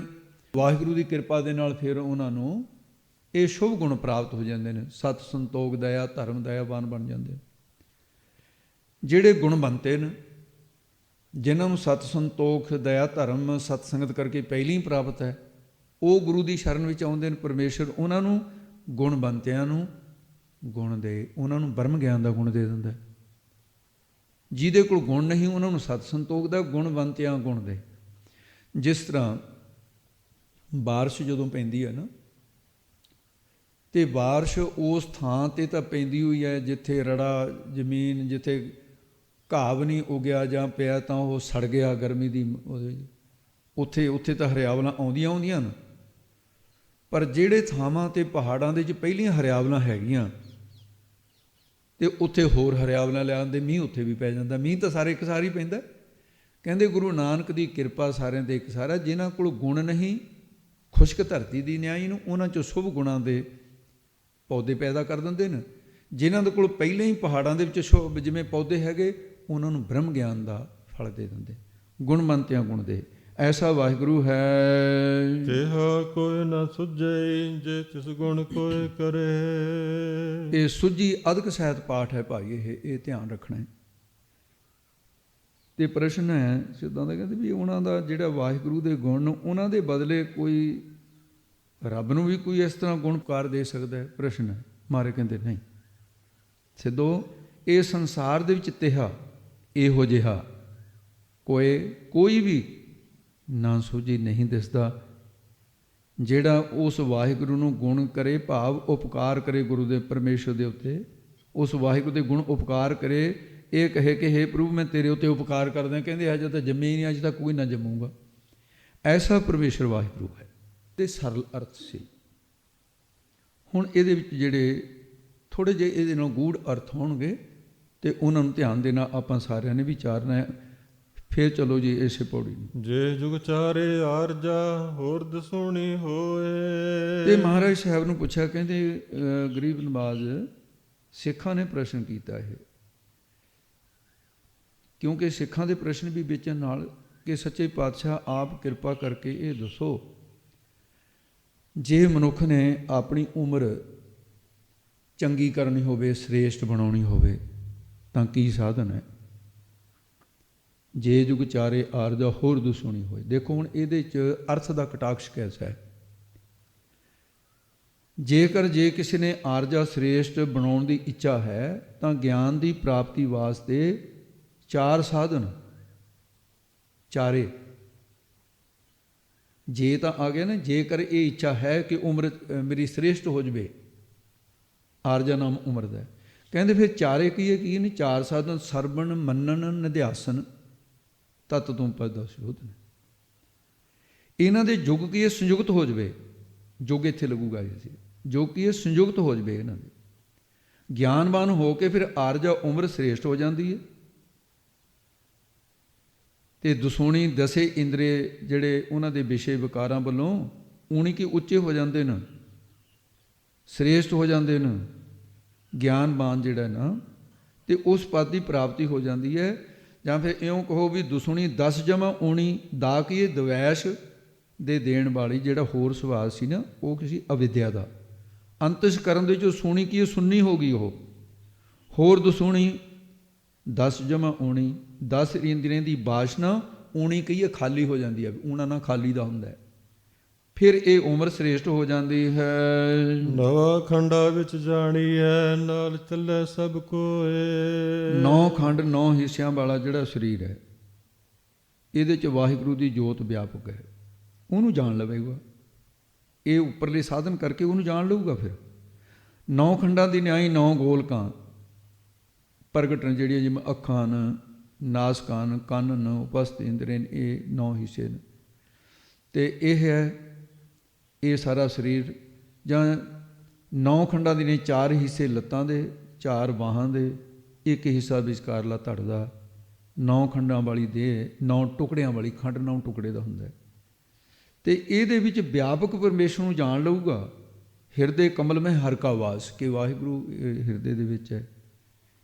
ਤੇ ਇਸ ਕਰਕੇ ਉਹ ਸੁਰਤੀ ਵੀ ਹੈ ਧਰਮ ਸ਼ਾਸਤਰਾਂ ਨੂੰ, ਈਸ਼ਵੰਤਰ ਜੋਤੀ ਪੁਰਸ਼ਾ ਏਅੰ ਨੇਤ ਗੁਫਾ ਬ੍ਰਹਮ, ਕਿ ਐਸਾ ਜਿਹੜਾ ਪਰਮੇਸ਼ਰ ਵਾਹਿਗੁਰੂ 9 ਖੰਡ ਹਿੱਸਿਆਂ ਵਾਲੀ ਨੌਦਾ ਭਗਤੀ ਵੀ ਹੈ, ਉਹਨੂੰ ਗ੍ਰਹਿਣ ਕਰ ਲਵੇ ਤਾਂ ਫਿਰ ਮਨੁੱਖਾ ਸਰੀਰ ਧਾਰਿਆ ਵੀ ਸਫਲਾ ਹੋ ਜਾਂਦਾ। ਤੇ 9 ਪ੍ਰਕਾਰ ਦੀ ਜਿਹੜੀ ਧਰਤੀ ਦੀ ਨਿਆਈ ਜਿਵੇਂ ਸਰੀਰ ਸੀ, ਹੁਣ ਨਵਦਾ ਭਗਤੀ ਹੈ। ਆਰਜਾ ਇਸ ਤਰ੍ਹਾਂ ਉਮਰ ਸ੍ਰੇਸ਼ਟ ਹੋ ਜਾਂਦੀ ਹੈ। ਸਿੱਖਾਂ ਨੇ ਜਿਹੜਾ ਪ੍ਰਸ਼ਨ ਕੀਤਾ ਸੀ, ਜੇ ਤੁਸੀਂ ਇਹ ਇੱਛਾ ਹੈ ਤਾਂ ਫਿਰ ਭਾਈ ਇਹ ਕਰਤਵ ਕਰੋ। ਨੌਦਾ ਭਗਤੀ ਹੈ ਸਰਵਣ ਸਿਮਰਨ ਕੀਰਤਨ ਪਾਤ ਸੇਵ ਅਰਚਾਨ, ਦਾਸ ਸਕਾ ਪ੍ਰਬੰਧਨਾ ਸਰਬ ਨਿਵੇਦਨ ਜਾਨ। ਨਵਦਾ ਦਾ ਮਤਲਬ ਹੈ 9। ਜਿਹਨੇ ਭਗਤੀ ਕਰਨੀ ਹੈ ਉਹਨੂੰ ਪਹਿਲਾਂ ਇਹ ਗੱਲਾਂ ਜਾਣਨ ਦੀ ਲੋੜ ਹੈ ਵੀ ਭਗਤੀ ਦੀਆਂ ਕਿਸਮਾਂ ਕਿਆ ਨੇ, ਕਿੰਨੇ ਪ੍ਰਕਾਰ ਦੀ ਹੈ ਭਗਤੀ? 9 ਪ੍ਰਕਾਰ ਦੀ। ਪਹਿਲੀ ਭਗਤੀ ਜਿਹੜੀ ਇਸ ਵੇਲੇ ਬੈਠੇ ਕੰਨਾਂ ਦੁਆਰਾ ਸੁਣ ਰਹੇ ਹੋ ਨਾ, ਇਹ ਭਗਤੀ ਹੈ। ਇਹ ਭਗਤੀ ਦਾ ਅੰਗ ਹੈ, ਬੜਾ ਅਹਿਮ ਅੰਗ ਹੈ। ਇਹਨੂੰ ਕਹਿੰਦੇ ਸਰਵਣ ਭਗਤੀ। ਇਹਦੇ 'ਚ ਕਾਕ ਪਸੁੰਡ ਜਿਹੜਾ ਹੈ ਰਿਸ਼ੀ, ਉਹਦਾ ਅੱਵਲ ਦਰਜੇ 'ਤੇ ਨਾਂ ਆਉਂਦਾ ਵੀ ਇਹ ਭਗਤੀ ਉਹਨੇ ਬਹੁਤ ਕੀਤੀ ਹੈ, ਸੁਣਦਾ ਹੀ ਰਹਿੰਦਾ ਹੈ। ਜਿਹੜੀ ਸਿਮਰਨ ਭਗਤੀ ਹੈ ਇਹ ਸ਼ੇਸ਼ਨਾਗ ਦੀ ਪ੍ਰਸਿੱਧ ਹੈ, ਜੋ ਹਰ ਰੋਜ਼ ਨਵੇਂ ਨਾਮ ਰੱਖ ਕੇ ਰੜਦਾ ਹੈ। ਕੀਰਤਨ ਭਗਤੀ ਦੇ ਵਿੱਚ ਦੇਵ ਰਿਸ਼ੀ ਨਾਰਦ ਪ੍ਰਸਿੱਧ ਹੈ, ਪਾਦ ਸੇਵ ਭਗਤੀ ਜਿਹੜੀ ਹੈ ਇਹ ਲక్ష్ਮੀ ਦੀ ਪ੍ਰਸਿੱਧੀ ਹੈ। ਪਾਸ ਬੈਠੀ ਬੀਬੀ ਕਮਲਾ ਦਾਸੀ। ਪੰਜਵੀਂ ਅਰਚਾਨ ਭਗਤੀ ਹੈ, ਇਹਦੀ ਕੁਬਜਾ ਦਾ ਨਾਂ ਆਉਂਦਾ ਹੈ, ਉਹਦੀ ਬੜੀ ਮਸ਼ਹੂਰੀ ਹੈ। ਦਾਸਾ ਭਗਤੀ ਜਿਹੜੀ ਹੈ ਹਨੂਮਾਨ ਦੀ ਪ੍ਰਸਿੱਧ ਹੈ। ਅਤੇ ਸਖਾਪਨ ਭਗਤੀ ਦੁਆਪਰ ਦੇ ਵਿੱਚ ਇਹ ਅਰਜਨ ਦੀ ਪ੍ਰਸਿੱਧ ਹੈ। ਸਾਲੇ ਭਣੋਈ ਦੀ ਰਿਸ਼ਤੇਦਾਰੀ ਸੀ ਪਰ ਭਗਵਾਨ ਸਮਝ ਕੇ ਭਗਤੀ ਕੀਤੀ। ਬੰਦਨਾ ਭਗਤੀ ਇਹ ਪਿਰਥੂ ਰਾਜੇ ਦੀ ਪ੍ਰਸਿੱਧੀ ਹੈ। ਅਤੇ ਜਾਂ ਫਿਰ ਅਕਰੂਰ ਸੀ ਭਗਵਾਨ ਕ੍ਰਿਸ਼ਨ ਦਾ ਚਾਚਾ, ਉਹਦਾ ਨਾਮ ਵੀ ਆਉਂਦਾ ਹੈ। ਸਰਬ ਨਿਵੇਦਨ ਭਗਤੀ ਜਿਹੜੀ ਹੈ ਉਹ ਬਲੀ ਰਾਜੇ ਦੀ, ਜੋ ਸਭ ਕੁਝ ਅਰਪ ਦਿੱਤਾ। ਇਹ ਸਾਰੇ ਇਸ ਭਗਤਾ ਦੀ ਭਗਤੀ ਆਪਣਾ ਜੀਵਨ ਸਫਲ ਕਰ ਗਏ ਨੇ। ਇਹ 9 ਖੰਡਾਂ 9 ਹਿੱਸਿਆਂ ਵਾਲੀ ਭਗਤੀ ਦੁਆਰਾ ਵਾਹਿਗੁਰੂ ਨੂੰ ਹਿਰਦੇ ਵਿੱਚ ਜਾਣੀਏ ਜਾਣ ਲਈਦਾ। ਇਸ ਪ੍ਰਕਾਰ ਜਾਣਿਆ ਜਾਂਦਾ, ਮਹਾਰਾਜ ਸਾਹਿਬ ਜੀ ਕਹਿੰਦੇ। ਤੋ ਇਸ ਕਰਕੇ ਐਸਾ ਜਿਹੜਾ ਪਰਮੇਸ਼ਰ ਵਾਹਿਗੁਰੂ ਦਾ ਜਿਹੜਾ ਨਾਮ ਹੈ, ਕਹੋ ਕਬੀਰ ਭਗਤ ਕਰ ਪਾਇਆ, ਉਹ ਭਗਤੀ ਕਰਕੇ ਹੀ ਪਾਇਆ ਜਾਂਦਾ ਹੈ। ਅਠੀਂ ਪਹਿਰੀ 8 ਖੰਡ ਨਾਵਾਂ ਖੰਡ ਸਰੀਰ, ਤਿਸ ਵਿੱਚ 9 ਨਿਦ ਨਾਮ ਏਕ ਭਲੇ ਗੁਣੀ ਗਹੀਰ। ਉਸ ਵਕਤ ਵਿੱਚ ਜਦੋਂ ਇਹ ਅਵਸਥਾ ਪ੍ਰਾਪਤ ਹੋ ਗਈ ਭਗਤੀ ਦੀ, ਕਹਿੰਦੇ ਸਾਰੇ ਦੇਵੀ ਗੁਣ ਸਤ ਸੰਤੋਖ ਆਦਿ ਚੱਲਣ ਲੱਗ ਪੈਂਦੇ ਨੇ। ਭਾਵ ਸਾਰੇ ਗੁਣਾਂ ਦੀ ਧਾਰਨਾ ਹੋ ਜਾਂਦੀ ਹੈ। ਜਦੋਂ ਸਰੂਪ ਦਾ ਗਿਆਨ ਹੋ ਜਾਂਦਾ ਹੈ ਤਾਂ ਅਵਿਦਿਆ ਅਤੇ ਦੇਹ ਅਧਿਆਸ, ਅਤੇ ਇਹ ਦੇਹ ਅਧਿਆਸ ਦੇ ਮਿਟਣੇ ਕਰਕੇ ਰਾਜਸੀ ਤਾਮਸੀ ਸਾਂਤਕੀ ਸੁਭਾਅ ਵੀ ਨਾਸ ਹੋ ਜਾਂਦੇ ਨੇ। ਸੰਚਿਤ ਕਿਰੇ ਮਨ ਪ੍ਰਲਬਧ, ਇਹ ਸਭ ਕੋਏ ਸਾਰੇ ਕੋਈ ਅਵਿਦਿਆ ਦੇ ਨਾਲ ਹੀ ਸਮਾਪਤ ਹੋ ਜਾਂਦੇ ਨੇ, ਚਲੇ ਜਾਂਦੇ ਨੇ।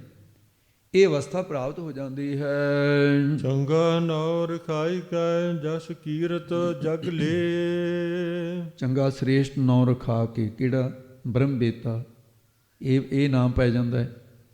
ਰਖਵਾ ਕਰਕੇ ਫਿਰ ਜਗ ਸੰਸਾਰ ਦੇ ਵਿੱਚ ਜਸ ਮਹਿਮਾ ਅਤੇ ਪਰਲੋਕ ਦੇ ਵਿੱਚ ਕੀਰਤੀ ਨਾਵਾਂ ਵਡਿਆਈ ਦਾ ਲੇ ਪ੍ਰਾਪਤ ਕਰ ਲੈਂਦਾ ਹੈ। ਕਹਿੰਦੇ ਜੀ ਕੀ ਫਿਰ ਉਹਨਾਂ ਨੂੰ ਕਦੇ ਤ੍ਰਿਸ਼ਨਾ ਵੀ ਵਾਪਦੀ ਹੈ?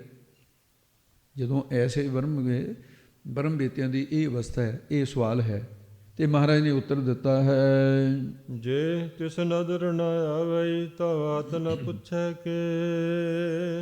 ਜੇ ਜਿਹੜੀ ਰਸਾਂ ਕਸਾਂ ਆਦਿ ਦੇ ਭੋਗਣ ਦੀ ਤਿਸ ਨਾਮ ਤ੍ਰਿਸ਼ਨਾ ਦਾ, ਉਹ ਬ੍ਰਹਮ ਗਿਆਨੀ ਦੇ ਅੰਦਰ ਨਦਰ ਦੇਖਣ ਦੇ ਵਿੱਚ ਨਾ ਆਵੇ, ਨਹੀਂ ਆਉਂਦੀ ਹੈ। ਤ੍ਰਿਸ਼ਨਾ ਤੋਂ ਰਹਿਤ ਹੋ ਜਾਂਦੇ ਨੇ। ਤ੍ਰਿਸ਼ਨਾ ਅਗਨ ਪ੍ਰਭ ਆਪ ਬੁਝਾਈ, ਨਾਨਕ ਉਦਰੇ ਪ੍ਰਭ ਸਰਨਾਈ। ਤ੍ਰਿਸ਼ਨਾ ਅਗਨ ਬੁਝੀ ਖਿਨ ਅੰਤਰ, ਗੁਰ ਮਿਲਿਆ ਸਭ ਭੁੱਖ ਗਵਾਈ। ਇਸ ਕਰਕੇ ਉਹਨਾਂ ਦੇ 'ਚ ਨਹੀਂ ਰਹਿੰਦੀ ਹੈ। ਫਿਰ ਪ੍ਰਸ਼ਨ ਕੀਤਾ ਸਿੱਖਾਂ ਨੇ ਕਿ ਮਹਾਰਾਜ ਉਹਨਾਂ ਨੂੰ ਕੋਈ ਵੀ ਵਾਸਨਾ ਨਹੀਂ ਰਹਿੰਦੀ। ਅਤੇ ਮਹਾਰਾਜ ਸਾਹਿਬ ਜੀ ਕਹਿੰਦੇ ਨੇ, ਜੇ ਬਾਤ ਪਾਉਣ ਤੋਂ ਭਾਵ ਬਾਤ ਨਾਮ ਹਵਾ ਦਾ ਨਾ, ਹਵਾ ਤੋਂ ਭਾਵ ਵਾਸ਼ਨਾ ਦੀ ਗੱਲ ਪੁੱਛਦੇ ਹੋ ਨਾ, ਤਾਂ ਸੁਤ ਬਿਤ ਲੋਕ ਈਖਣਾ ਤੀਨੀ ਇਤਿਆਦਿਕ, ਇਹ ਕੋਈ ਵੀ ਨਹੀਂ ਰਹਿੰਦੀ ਹੈ ਉਹਨਾਂ ਦੇ ਵਿੱਚ, ਇਹ ਨਹੀਂ ਰਹਿੰਦੀ ਹੈ। ਕੀਟਾ ਅੰਦਰ ਕੀਟ ਕਰ ਦੋਸੀ ਦੋਸ ਧਰੇ। ਕੀਟਾ ਨਾਮ ਮੈਲ ਦਾ ਹੈ। ਇਹ ਦੂਜੇ ਅਰਥ ਵਿੱਚ, ਪਹਿਲਾਂ ਕੀੜਾ ਕਰਿਆ ਸੀ ਨਾ, ਹੁਣ ਕੀਟੇ ਦਾ ਅਰਥ ਹੈ ਮੈਲ। ਕੀਟਾ ਨਾਮ ਮੈਲ ਦਾ ਉਹਨਾਂ ਦੇ ਅਵਿਦਿਆ ਦੀ, ਦਵੈਖ ਵਿਕਾਰਾਂ ਦੀ, ਕੀਟਾ ਮੈਲ ਨੂੰ ਅੰਦਰੋਂ ਕੀਟ ਕੱਟਣਾ ਕਰ ਦਿੱਤਾ ਹੈ। ਸ਼ਲੰਗ ਛਿਦਰੰ ਕੋਟ ਬਿਗਨੰ ਅਪਰਾਧੰ ਕਿਲ ਵਿਖ ਮਲੰ, ਪਰਮ ਮੋਹੰ ਮਾਨ ਅਪਮਾਨੰ ਮਦੰ ਮਾਇਆ ਵਿਆਪਤੰ। ਇਹ ਉਹਨਾਂ ਦੀ ਅਵਸਥਾ ਹੈ। ਇਸ ਕਰਕੇ ਮੈਲ ਕੱਟ ਦਿੱਤੀ ਹੈ। ਅਤੇ ਦੋਸ਼ੀ ਕੌਣ? ਉਹ ਸਮਝਦੇ ਨੇ ਫਿਰ ਇਹ ਮੇਰਾ ਦੋਸ਼ੀ ਕੌਣ? ਕਹਿੰਦੇ ਜਿਹੜੇ ਵਿਸ਼ੇ ਦੇ ਗ੍ਰਹਿਣ ਕਰਨ ਵਾਲੇ ਦਸੇ ਇੰਦਰੀ ਨਾ, ਇਹਨਾਂ ਇੰਦਰੀਆਂ ਨੂੰ ਬ੍ਰਹਮ ਗਿਆਨੀ ਦੋਸ਼ ਧਾਰਦੇ ਨੇ ਇਹਨਾਂ ਨੂੰ, ਵੀ ਇਹਨਾਂ ਦਾ ਦੋਸ਼ ਹੈ, ਅੱਖਾਂ ਦਾ, ਕੰਨਾਂ ਦਾ, ਆਦਿ ਇੰਦਰੀਆਂ ਦਾ।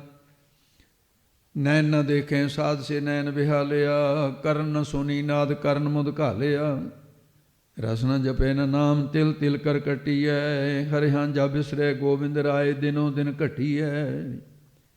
ਇਹਨਾਂ ਦੇ ਵਿੱਚ ਫਿਰ ਉਹ ਕਹਿੰਦੇ ਨੇ, ਇਹ ਨੇਤਰ ਹੋ ਮੇਰੇ ਹੋ ਹਰ ਤੁਮੇ ਜੋਤ ਧਰੀ, ਹਰ ਬਿਨ ਅਵਰ ਨਾ ਦੇਖੋ ਕੋਈ, ਇਹ ਸਰਬਣ ਹੋ ਮੇਰੇ ਹੋ ਸੱਚ ਸੁਣਨੇ ਨੂੰ ਪਠਾਏ। ਇਸ ਪ੍ਰਕਾਰ ਵਿਕਾਰਾਂ ਦੇ ਦੋਸ਼ ਤੋਂ ਬਚ ਜਾਂਦੇ ਹਨ। ਨਾਨਕ ਨਿਰਗੁਣ ਗੁਣ ਕਰੇ, ਗੁਣਵੰਤਿਆ ਗੁਣ ਦੇ।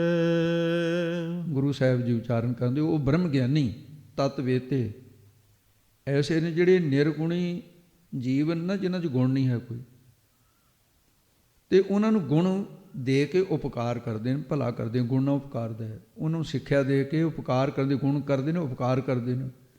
ਜੋ ਗੁਣਮੰਤੇ ਸਤ ਸੰਤੋਖ ਗੁਣਾਂ ਵਾਲੇ ਪਹਿਲੇ ਹੀ ਨੇ, ਉਹਨਾਂ ਨੂੰ ਬ੍ਰਹਮ ਗਿਆਨ ਰੂਪੀ ਗੁਣ ਦੀ ਬਖਸ਼ਿਸ਼ ਕਰਦੇ ਨੇ। ਬ੍ਰਹਮ ਬੇਤੇ ਤੇਹਾ ਕੋਇ ਨਾ ਸੁਝਈ, ਜੇ ਤਿਸ ਗੁਣ ਕੋਇ ਕਰੇ। ਤੇਹਾ ਕੋਏ, ਇਹੋ ਜਿਹਾ ਕੋਈ ਵੀ ਨਹੀਂ ਸੁਝੀ, ਕੀ ਦਿਸਦਾ ਹੀ ਨਹੀਂ ਹੈ, ਜਿਹੜਾ ਤਿਸ ਉਸ ਬ੍ਰਹਮ ਗਿਆਨੀ ਤਤ ਬੇਤਿਆਂ ਤੇ ਤੇਹਾ ਐਸਾ ਗੁਣ ਕਰੇ, ਉਪਕਾਰ ਕਰੇ, ਭਾਵ ਉਹਨਾਂ ਨੂੰ ਤਾਰਨ ਦਾ, ਉਪਕਾਰ ਕਰਨ ਦੀ ਗੱਲ ਕਰੇ। ਉਹ ਤਾਂ ਪਹਿਲੀ ਤਰੇ ਹੋਏ, ਕੋਈ ਨਹੀਂ ਕੋਈ ਵੀ ਦਿਸਦਾ।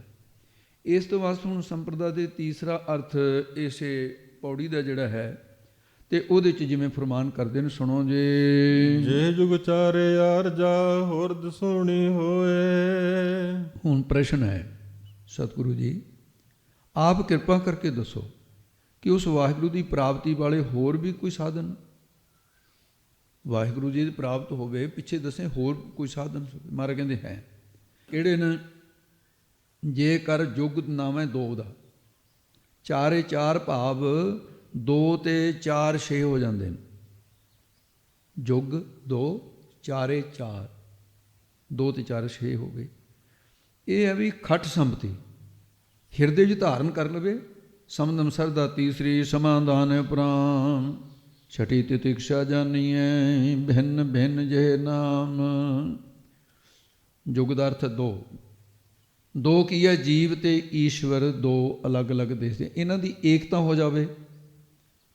ਚਾਰੇ ਕੀ ਹਨ? ਗਿਆਨ ਦੇ ਸਾਧਨ, ਸਰਵ ਮੰਨਣ ਅਧਿਆਸਨ ਤੇ ਤਤ ਤੂੰ ਪਦ ਸੁਸ਼ੋਧਨ ਹੋ ਜਾਵੇ। ਫਿਰ ਆਰਜਾ ਸ੍ਰੇਸ਼ਟ ਭਾਵ ਬ੍ਰਹਮ ਸਰੂਪ ਦੀ ਪ੍ਰਾਪਤੀ ਹੋਏ ਕੀ ਹੋ ਜਾਂਦੀ ਹੈ। ਹੋਰ ਜੋ ਜੰਮਣ ਮਰਨ ਦੁੱਖ ਰੂਪੀ ਦਸੂਣੀ ਦਾ, ਸੂਣੀ ਦਾ ਦੇਣ ਬਾਦ ਦਾ ਕਾਰਨ ਅਗਿਆਨ ਹੈ ਨਾ, ਉਹ ਸੂਣੀ ਕੀ ਹੈ? ਖਾਲੀ ਹੋ ਜਾਂਦਾ ਹੈ, ਉਹ ਤੋਂ ਰਹਿਤ ਹੋ ਜਾਂਦੇ ਨੇ। ਜੋ 10 ਜਮਾ 19, 10 ਇੰਦਰੀ, 5 ਕਰਮ ਇੰਦਰੀ, 5 ਗਿਆਨ ਇੰਦਰੀ, ਇਹ 10 ਹਨ। ਬਾਹਰ ਕੀ ਬੀਤੀ ਬਿਰਤੀ ਹੋਣ ਕਰਕੇ ਇਹਨਾਂ ਦੇ ਵਿਸ਼ੇ ਭੋਗਣ ਦੀ ਜੋ ਬਾਸ਼ਨਾ ਰਹਿੰਦੀ ਹੈ ਜੀਵ ਨੂੰ, ਉਹ ਊਣੀ ਭਾਵ ਨਿਮਿਰਤ ਹੋ ਜਾਂਦੀ ਹੈ। ਹੋਰ ਦਸੂਣੀ ਤੋਂ ਭਾਵੇਂ 10 ਦਿਸ਼ਾ ਵਿੱਚ ਵਡਿਆਈ ਤੱਕ ਦੀ ਇੱਛਾ, ਪਦਾਰਥ ਪ੍ਰਾਪਤੀ ਦੀ ਬਾਸ਼ਨਾ ਜੋ ਸਾੜਨ ਵਾਲੀ ਹੈ, ਦਗਧ ਕਰਨ ਵਾਲੀ ਹੈ, ਇਹ ਉਪਰੋਕਤ ਸਾਧਨਾ ਦੇ ਨਾਲ ਊਣੀ ਕੀ ਹੈ? ਖਾਲੀ ਹੋ ਜਾਂਦੀ ਹੈ, ਨਿਵਰਤ ਹੋ ਜਾਂਦੀ ਹੈ। ਉਹ ਵੱਖਰੀ ਕਿਸਮ ਦੇ ਦਾਦ ਵੈਤ ਵੀ ਊਣੀ ਹੋ ਜਾਂਦੀ ਹੈ, ਨਿਵਰਤ ਹੋ ਜਾਂਦੀ ਹੈ। ਇਹ ਅਵਸਥਾ ਹੈ ਉਹਨਾਂ ਦੇ। ਨਵਾ ਖੰਡਾ ਵਿੱਚ ਜਾੜੀਐ, ਨਾਲ ਚੱਲੈ ਸਭ ਕੋਏ। ਨਵਾ 9 ਖੰਡ, 9 ਹਿੱਸੇ, 5 ਗਿਆਨ ਇੰਦਰੇ ਤੇ 5 ਕਰਮ ਇੰਦਰੇ, 5 ਕਾਮ ਕ੍ਰੋਧ ਆਦ, 5 ਵਿਸ਼ੇ ਸ਼ਬਦ ਸਪਰਸ ਰੂਪ ਰਸ ਗੰਧ, 4 ਅੰਤਸਕਰਨ ਤੇ 6 ਤਿੰਨੇ ਹੀ ਗੁਣ ਤੇ 7ਵਾਂ ਦੇਹ ਅਧਿਆਸ, 8ਵਾਂ 5 ਸੂਖਮ ਤੱਤ, 9ਵੇਂ 5 ਸਤੂਲ ਤੱਤ। ਇਹਨਾਂ ਨੌਂ ਦੇ ਅਭਿਮਾਨ ਦੇ ਵਿਸ਼ੇ ਤਿਆਗ ਕੇ ਅਕਾਲ ਪੁਰਖ ਦੀ ਚੇਤਨ ਸੱਤਾ ਨੂੰ ਸਾਰਿਆਂ ਵਿੱਚ ਜਾਣ ਲਈਦਾ। 5 ਗਿਆਨ ਇੰਦਰੀਆਂ ਦੀ ਹੰਗਤਾ, 3 ਗੁਣਾਂ ਦੀ ਇੱਕ ਦੇਹ ਅਭਿਮਾਨ, ਇਹਨਾਂ 9 ਖੰਡਾਂ ਦੇ ਵਾਹਿਗੁਰੂ ਦੀ ਜੋਤ ਸਰੀਰ ਵਿੱਚ ਜਾਣ ਲਈਦਾ ਵੀ ਇਸ ਤਰ੍ਹਾਂ ਪਰਮੇਸ਼ਰ ਵਾਹਿਗੁਰੂ ਹੈ। ਵਾਹਿਗੁਰੂ ਦੀ ਜੋਤ ਸਰੀਰ ਦੇ ਵਿੱਚ ਹੈ, ਸਭ ਮੈਂ ਜੋਤ ਹੈ ਸੋਏ, ਜਾਣ ਲਈਦਾ। ਤੇ ਇਸ ਪ੍ਰਕਾਰ ਮਹਾਰਾਜ ਸਾਹਿਬ ਨੇ ਕਿਹਾ। ਫਿਰ ਸਿੱਖਾਂ ਨੇ ਪ੍ਰਸ਼ਨ ਕੀਤਾ ਗਰੀਬ ਨਵਾਜ਼, ਇਹ ਦੱਸੋ ਵੀ ਇੱਕ ਵਾਰੀ ਅਗਿਆਨ ਦੀ ਨਿਵਰਤੀ ਹੋ ਗਈ, ਜਿਵੇਂ ਬਿਰਸ਼ ਹੈ ਜਿਹੜਾ ਦੁਬਾਰੇ ਪੈਦਾ ਹੋ ਜਾਂਦਾ ਹੈ, ਤੇ ਜਾਂ ਕਈ ਚੀਜ਼ਾਂ ਵੱਡੀਆਂ ਕੱਟੀਆਂ ਦੁਬਾਰੇ ਫਿਰ ਪੈਦਾ ਹੋ ਜਾਂਦੀਆਂ ਨੇ, ਵੀ ਇਹ ਅਗਿਆਨ ਅਵਿਦਿਆ ਦੁਬਾਰੇ ਵੀ ਪੈਦਾ ਹੋ ਜਾਂਦੀ ਹੈ? ਇਹ ਪ੍ਰਸ਼ਨ ਹੈ। ਤਾਂ ਮਹਾਰਾਜ ਸਾਹਿਬ ਜੀ ਨੇ ਉੱਤਰ ਦਿੱਤਾ ਹੈ। ਤਾਂ ਇਹਦੇ 'ਚ ਫਿਰ ਇਹ ਦੱਸਦੇ ਨੇ, ਅਗਿਆਨ ਦੁਬਾਰਾ ਪੈਦਾ ਨਹੀਂ ਹੁੰਦਾ। ਆਸਾ, ਤ੍ਰਿਸ਼ਨਾ, ਰਾਗ, ਦਵੈਸ਼ ਇਤਿਆਦਿ ਅਸਲੀ ਸੰਪਰਦਾ ਉਹ ਨਾਲ ਹੀ ਚਲੀ ਜਾਂਦੀ ਹੈ। ਜਿਵੇਂ ਬਿਰਸ਼ ਨੂੰ ਮੁੱਢ ਤੋਂ ਵੱਢ ਦਈਏ ਨਾ, ਟਹਿਣੀਆਂ ਤਾਂ ਨਾਲ ਹੀ ਸੁੱਕ ਜਾਂਦੀਆਂ, ਪੱਤੇ ਵੀ ਸੁੱਕ ਜਾਂਦੇ। ਇਸ ਤਰੀਕੇ ਦੇ ਨਾਲ ਅਗਿਆਨ ਦਾ ਮੂਲ ਕਾਰਨ ਅਵਿਦਿਆ। ਜਦੋਂ ਇਸ ਦਾ ਅਭਾਵ ਹੋ ਜਾਂਦਾ ਹੈ, ਅਵਿਦਿਆ ਦਾ ਅਭਾਵ ਹੋ ਗਿਆ, ਤਾਂ ਅਗਿਆਨ ਦਾ ਨਾਲ ਹੀ ਅਭਾਵ ਹੋ ਜਾਂਦਾ ਹੈ। ਜਗਤ ਦਾ ਮੂਲ ਅਗਿਆਨ ਹੀ ਹੈ। ਅਗਿਆਨ ਰੂਪ ਬਿਰਸ਼ ਦੇ ਖਤਮ ਹੋਣ ਦੇ ਨਾਲ ਤੇ ਉਹ ਕਾਮਨਾ ਰੂਪੀ ਛਾਇਆ ਵੀ ਨਾਲੇ ਚਲੀ ਜਾਂਦੀ ਹੈ। ਜਦੋਂ ਬਿਰਸ਼ ਖਤਮ ਹੋ ਗਿਆ, ਛਾਇਆ ਵੀ ਖਤਮ ਹੋ ਗਈ, ਕਾਮਨਾ ਰੂਪੀ ਛਾਇਆ ਨਾਲ ਖਤਮ ਹੋ ਗਈ। ਰਾਮਚੰਦਰ ਭਗਵਾਨ ਦੇ ਜੀਵਨ ਦੇ ਵਿੱਚ ਇਹ ਗੱਲ ਆਉਂਦੀ ਹੈ। ਕਹਿੰਦੇ ਇੱਕ ਵਾਰੀ ਲਛਮਣ ਨੇ ਪੁੱਛਿਆ, ਕਹਿੰਦੇ ਵੀ ਭਗਵਾਨ ਮੈਨੂੰ ਇਹ ਦੱਸੋ ਵੀ ਅਵਿਦਿਆ ਜਿਹੜੀ ਪੈਦਾ ਹੋਈ ਵੀ ਦੁਬਾਰੇ ਫਿਰ ਵੀ ਪੈਦਾ ਹੋ ਜਾਂਦੀ ਹੈ। ਕਹਿੰਦੇ ਨਸ਼ਟ ਪਈ ਉਪਜੈ ਨਹੀਂ ਬਹੁਰ ਅਵਿਦਿਆ ਵੀਰ। ਹੇ ਵੀਰ ਲਛਮਣ, ਅਵਿਦਿਆ ਜਾਂ ਤਾਂ ਨਾਸ ਹੀ ਨਹੀਂ ਹੁੰਦੀ, ਜੇ ਨਾਸ ਹੋ ਜਾ ਦੁਬਾਰੇ ਨਹੀਂ ਜੰਮਦੀ ਹੁੰਦੀ। ਫਿਰ ਇਹ ਰਾਮ ਜੀ ਨੇ ਉੱਤਰ ਦਿੱਤਾ ਸੀ। ਇਹ ਥੋੜ੍ਹੇ ਜਿਹੇ ਅਨਮੇ ਰੀਤ ਦੇ ਨਾਲ ਤੁਕ ਲੱਗੀ ਹੈ, ਇਸ ਕਰਕੇ ਇਦੋਂ ਬਾਅਦ ਕਹਿਣ ਲੱਗੇ ਵੀ ਜਿਵੇਂ ਬਿਰਸ਼ ਜਿਹੜਾ ਹੈ, ਗੁਰੂ ਸਾਹਿਬ ਦਾ ਪਾਵਨ ਬਚਨ ਨਹੀਂ ਆਉਂਦਾ, ਪੇੜ ਮੁੰਡਾ ਹੂੰ ਕੱਟਿਆ ਤਿਸ ਡਾਲ ਸੁਕਨ ਦੇ, ਉਹ ਤਾਂ ਨਾਲੇ ਸੁੱਕ ਜਾਂਦੇ ਨੇ। ਚੰਗਾ ਨਾਮ ਖਾਇ ਕੈ ਜਸ ਕੀਰਤ ਜਗ ਲੈ। ਚੰਗਾ ਨਾਮ ਰਖਾਇ ਕੇ ਜਸ ਕੀਰਤ ਲੈ। ਜੋ ਅਕਾਲ ਪੁਰਖ ਪਰਮਾਤਮਾ ਦਾ ਚੰਗਾ ਸ੍ਰੇਸ਼ਟ ਨਾਮ ਹੈ, ਨਾਮ ਨੂੰ ਮਨ ਦੇ ਵਿੱਚ ਰਖਾਏ ਟਿਕਾ ਕੇ। ਮਾਤ ਲੋਕ ਦੇ ਜਸ ਵਡਿਆਈ ਤੇ ਪ੍ਰਲੋਕ ਦੇ ਵਿੱਚ ਜਸ। ਉਹ ਸਭ ਤੇ ਉੱਚਾ ਸਭ ਤੇ ਸੂਚਾ, ਜਾ ਕੇ ਹਿਰਦੇ ਵਸਿਆ ਭਗਵਾਨ। ਇਹ ਲੋਕ ਵਿੱਚ ਹੀ ਸ਼ੋਭਾ ਪ੍ਰਾਪਤ ਹੋ ਜਾਂਦੀ ਹੈ, ਪ੍ਰਲੋਕ ਵਿੱਚ ਵੀ ਵਡਿਆਈ ਮਿਲ ਜਾਂਦੀ ਹੈ। ਮਹਾਰਾਜ ਸਾਹਿਬ ਨੇ ਇਹ ਫਰਮਾਨ ਕੀਤਾ ਹੈ, ਨਾਨਕ ਧਰਮ ਐਸੇ ਚਵੇ ਕੀਤੋ ਭਵਨ ਪਨੀਤ। ਪਹਿਲਾਂ ਗੱਲ ਪੂਰੀ ਕਰ ਲੱਗੀ ਹੈ। ਉਹ ਸਭ ਤੇ ਉੱਚਾ ਸਭ ਤੇ ਉੱਚਾ ਹੋ ਗਿਆ। ਉਹ ਤਤ ਵੇਤਿਆਂ ਦੀ ਸੰਗਤ ਕਰਨ ਵਾਲੇ ਜਗ ਦੇ ਵਿੱਚ ਚੰਗਾ ਨਾਮ ਭਾਵ ਹੈ ਕਿ ਗੁਰੂ ਦਾ ਸੇਵਕ, ਭਗਤ, ਸੰਤ, ਜੀਵਨ ਮੁਕਤ, ਇਹ ਨਾਮ ਰਖਾ ਕੇ ਤੇ ਅਪਰੋਖ ਜਿਹੜਾ ਗਿਆਨ ਹੈ ਉਹਦਾ ਜਸ, ਗਿਆਨ ਦੀ ਕੀਰਤੀ, ਜਸ ਕੀਰਤ ਜਗਲੇ, ਮੈਂ ਇਹਦੀ ਗੱਲ ਕਰ ਰਿਹਾ ਹਾਲੇ। ਅਤੇ ਉਹ ਗਿਆਨ ਉਪਰੋਕ ਪ੍ਰਤੱਖ ਉਹਦੀ ਸੰਗਤ ਪ੍ਰਾਪਤ ਕਰਕੇ ਹੁੰਦਾ। ਐਸੇ ਤਤਵੇ ਤੇ ਮਹਾਂਪੁਰਸ਼ਾਂ ਦੀ ਸੰਗਤ ਦੇ ਨਾਲ ਅਤੇ ਉਹ ਸਾਰਾ ਕੁਛ ਹੁੰਦਾ। ਅਤੇ ਫਿਰ ਬ੍ਰਹਮ ਗਿਆਨੀ ਦੇ 5 ਕਾਮ ਕ੍ਰੋਧ ਜਿਹੜੇ ਨੇ ਵਿਕਾਰ ਨੇ, ਇਹ 5 ਸ਼ਬਦ ਸਪਰਸ ਰੂਪ ਰਸ ਗੰਧ ਜਿਹੜੇ ਨੇ, ਕੀ ਇਹ ਬਣੇ ਰਹਿੰਦੇ ਨੇ? ਜੇ ਤਿਸ ਨਦਰ ਨ ਆਵਈ ਤਾਂ ਬਾਤ ਨ ਪੁੱਛੈ ਕੇ।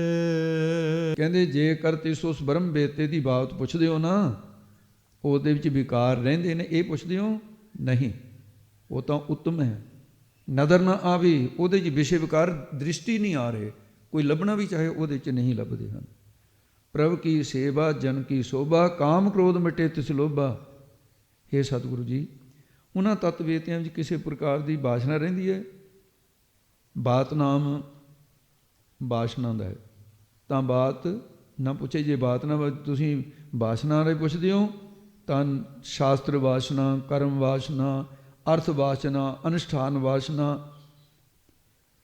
ਚਲੀਸੇ ਆਦਿ ਕੱਢਣੇ, ਇਹ ਵਾਸ਼ਨਾ ਉਹਨਾਂ ਦੇ ਨਾਲ ਹੀ ਨਾਸ ਹੋ ਜਾਂਦੀਆਂ ਹਨ। ਬ੍ਰਹਮ ਗਿਆਨ ਦੇ ਕੋਈ ਵਾਸ਼ਨਾ ਨਹੀਂ ਰਹਿੰਦੀ ਹੈ। ਕੀਟਾ ਅੰਦਰ ਕੀਟ ਕਰ ਦੋਸੀ ਦੋਸ ਧਰੇ। ਅਧਿਕਾਰੀ ਦੇ ਅੰਦਰ ਮਲ ਵਿਖੇਪ, ਅਵਰਨ, ਅਵਿਦਿਆ, ਪਾਪ ਦੇ ਵਿਸ਼ਿਆਂ ਆਦਿ ਜਿਹੜੀ ਕੀਟ ਨਾਮ ਮੈਲ ਦਾ, ਇਹਨੂੰ ਕੀਟ ਕੱਟਣਾ ਕਰਦੇ ਨੇ, ਨਿਵਿਰਤ ਕਰਦੇ, ਜਿਹੜੇ ਤਤਵੇਤ ਨੇ ਆਪਣੇ ਜਗਿਆਸੂਆਂ ਦੀ।